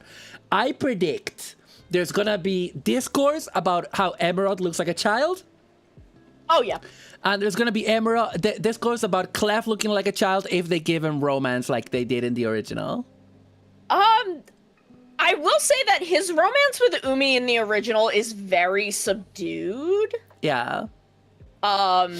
If they leave it as subdued in the anime as they did originally in the manga, it's entirely possible people looking for discourse won't even pick up on it. Yeah, honestly. And then there was the Presea thing. But in season 2. Yes. But Presea's sister. Yeah, that won't that won't even be an issue because Presea doesn't like die or anything. And I don't think they really. I don't think Presea and Clef really had any romantic stuff in the original manga. I think that was more of an anime edition because they weren't with Presea for that long. You're right. Oh my god. Sorry. Ow. I'm in pain. I'm in pain. I'm in pain. Oh my god. I cannot have any more of this. Yeah, I cannot have any more of My this. liver function is normal. My liver function is not normal. Oh my god. Okay, folks, we're gonna have to cut it there. I'm not gonna power through. I need the rest. You want me to pass out? I have a 6-hour stream tomorrow. And the day after. And the day after that. So, alright, chat. Please give money to... Oh my god. Sono. Save me, please. I'm your wife. How could you let this happen? This ramen is stronger than me. Listen, I'm gonna have to call it there, Sono. As I predicted, I cannot continue. But we build a lot of Gunpla. We've chatted a lot. We've had a good. Oh god, Sono, I'm in pain. Like legitimately. I know, honey. I don't know. It's like I keep salivating. I keep salivating. Oh god. Oh, please consider donating to Gamers Outreach. There's a link pinned at the top of the chat, but don't worry, I'm gonna be back rest of the week. If you can't donate right now, if you can donate in a few days, that's totally cool. Thank you for everyone who's donated already. Sono, what have you got coming up? On Thursday and Friday, I have Ocarina of Time with Crowd Control, also for Gamers Outreach. Saturday, I'm doing Bob Ross Paint Along for Gamers Outreach, and yeah, Maru will be there. And Sunday, I'll be back here. Yay! Sunday, you'll be back here for is it Peak? I think it's Peak. I think it's Peak with Lampy. Yeah. Yeah. Peak with Lampy and Cap. Yeah. Oh, why did I not know Cap was also there? That's fine. No, wait. Yeah, no, Cap will be there. Okay. Look, I have no problem with Cap being there. Yeah. I don't know why I didn't realize Cap was there. Oh my lord. Oh god. I'm gonna check. We're gonna rate someone who's doing SummerSlam. I would rate Pixie, but she's doing a spicy. Not in the same way. Yeah. Stream that. Yeah. Oh.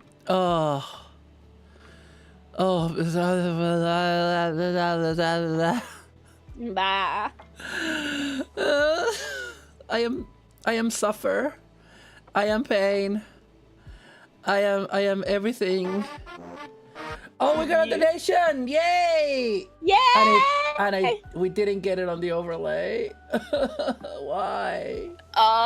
It takes. Link I think it just takes a second. Link you, thank you. Thank you so much for the 10. Thank you. Oh gosh, my Tiltify window closed. Oh, thank you so much for the $10. Maru ate angry spaghetti and forgot every word. I have forgotten every word. Yup. We don't know what words are. We don't know what words are. Thank you so much. Thank you. Hang on a second. I need to reopen all of this. Oh, thank you.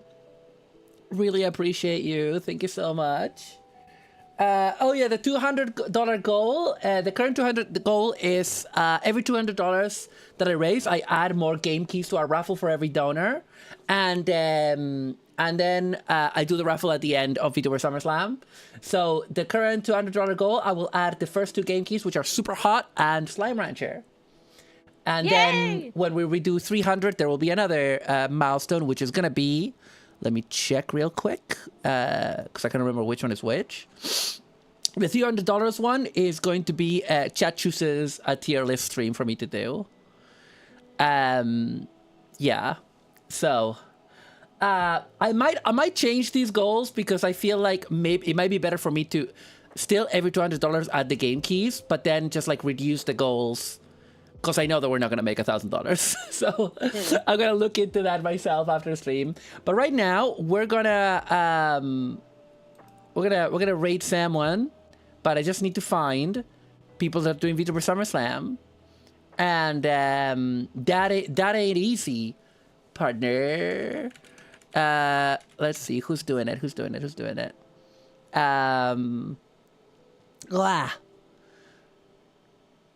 My liver function is not normal. But yeah, so no, thank you so much for being here. Thank you for having me. We're gonna raid. We're gonna raid Vix and VT. I don't know this person, so here we go. Oh yeah, sorry. Before I go, I will be back tomorrow. Hang on. Do I have my schedule up? Do I have my schedule around? Where is it? Everything's just painful right now, chat. I want you to understand this. I want you to understand this, okay? Everything that's not the right schedule. Everything in my life, my entire body is a single pearl of pain.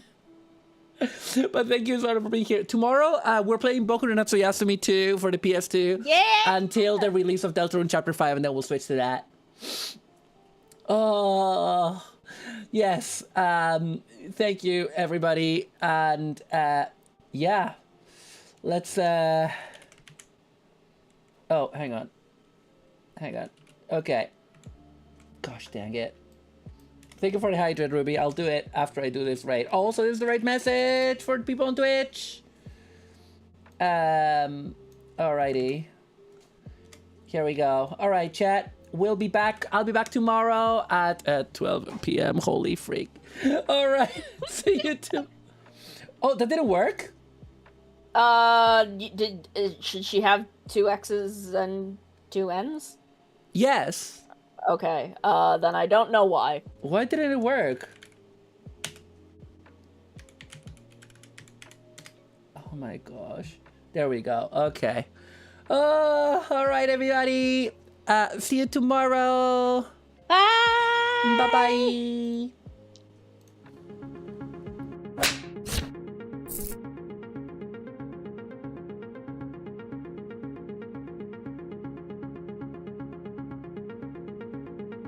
So seeing Master Chief walk through the halls with Gamers Outreach team today was kind of an outer body experience. I mean, I don't know who was more excited, the staff we walked by or the patients that we linked up with. It was very encouraging to see how impactful games could be.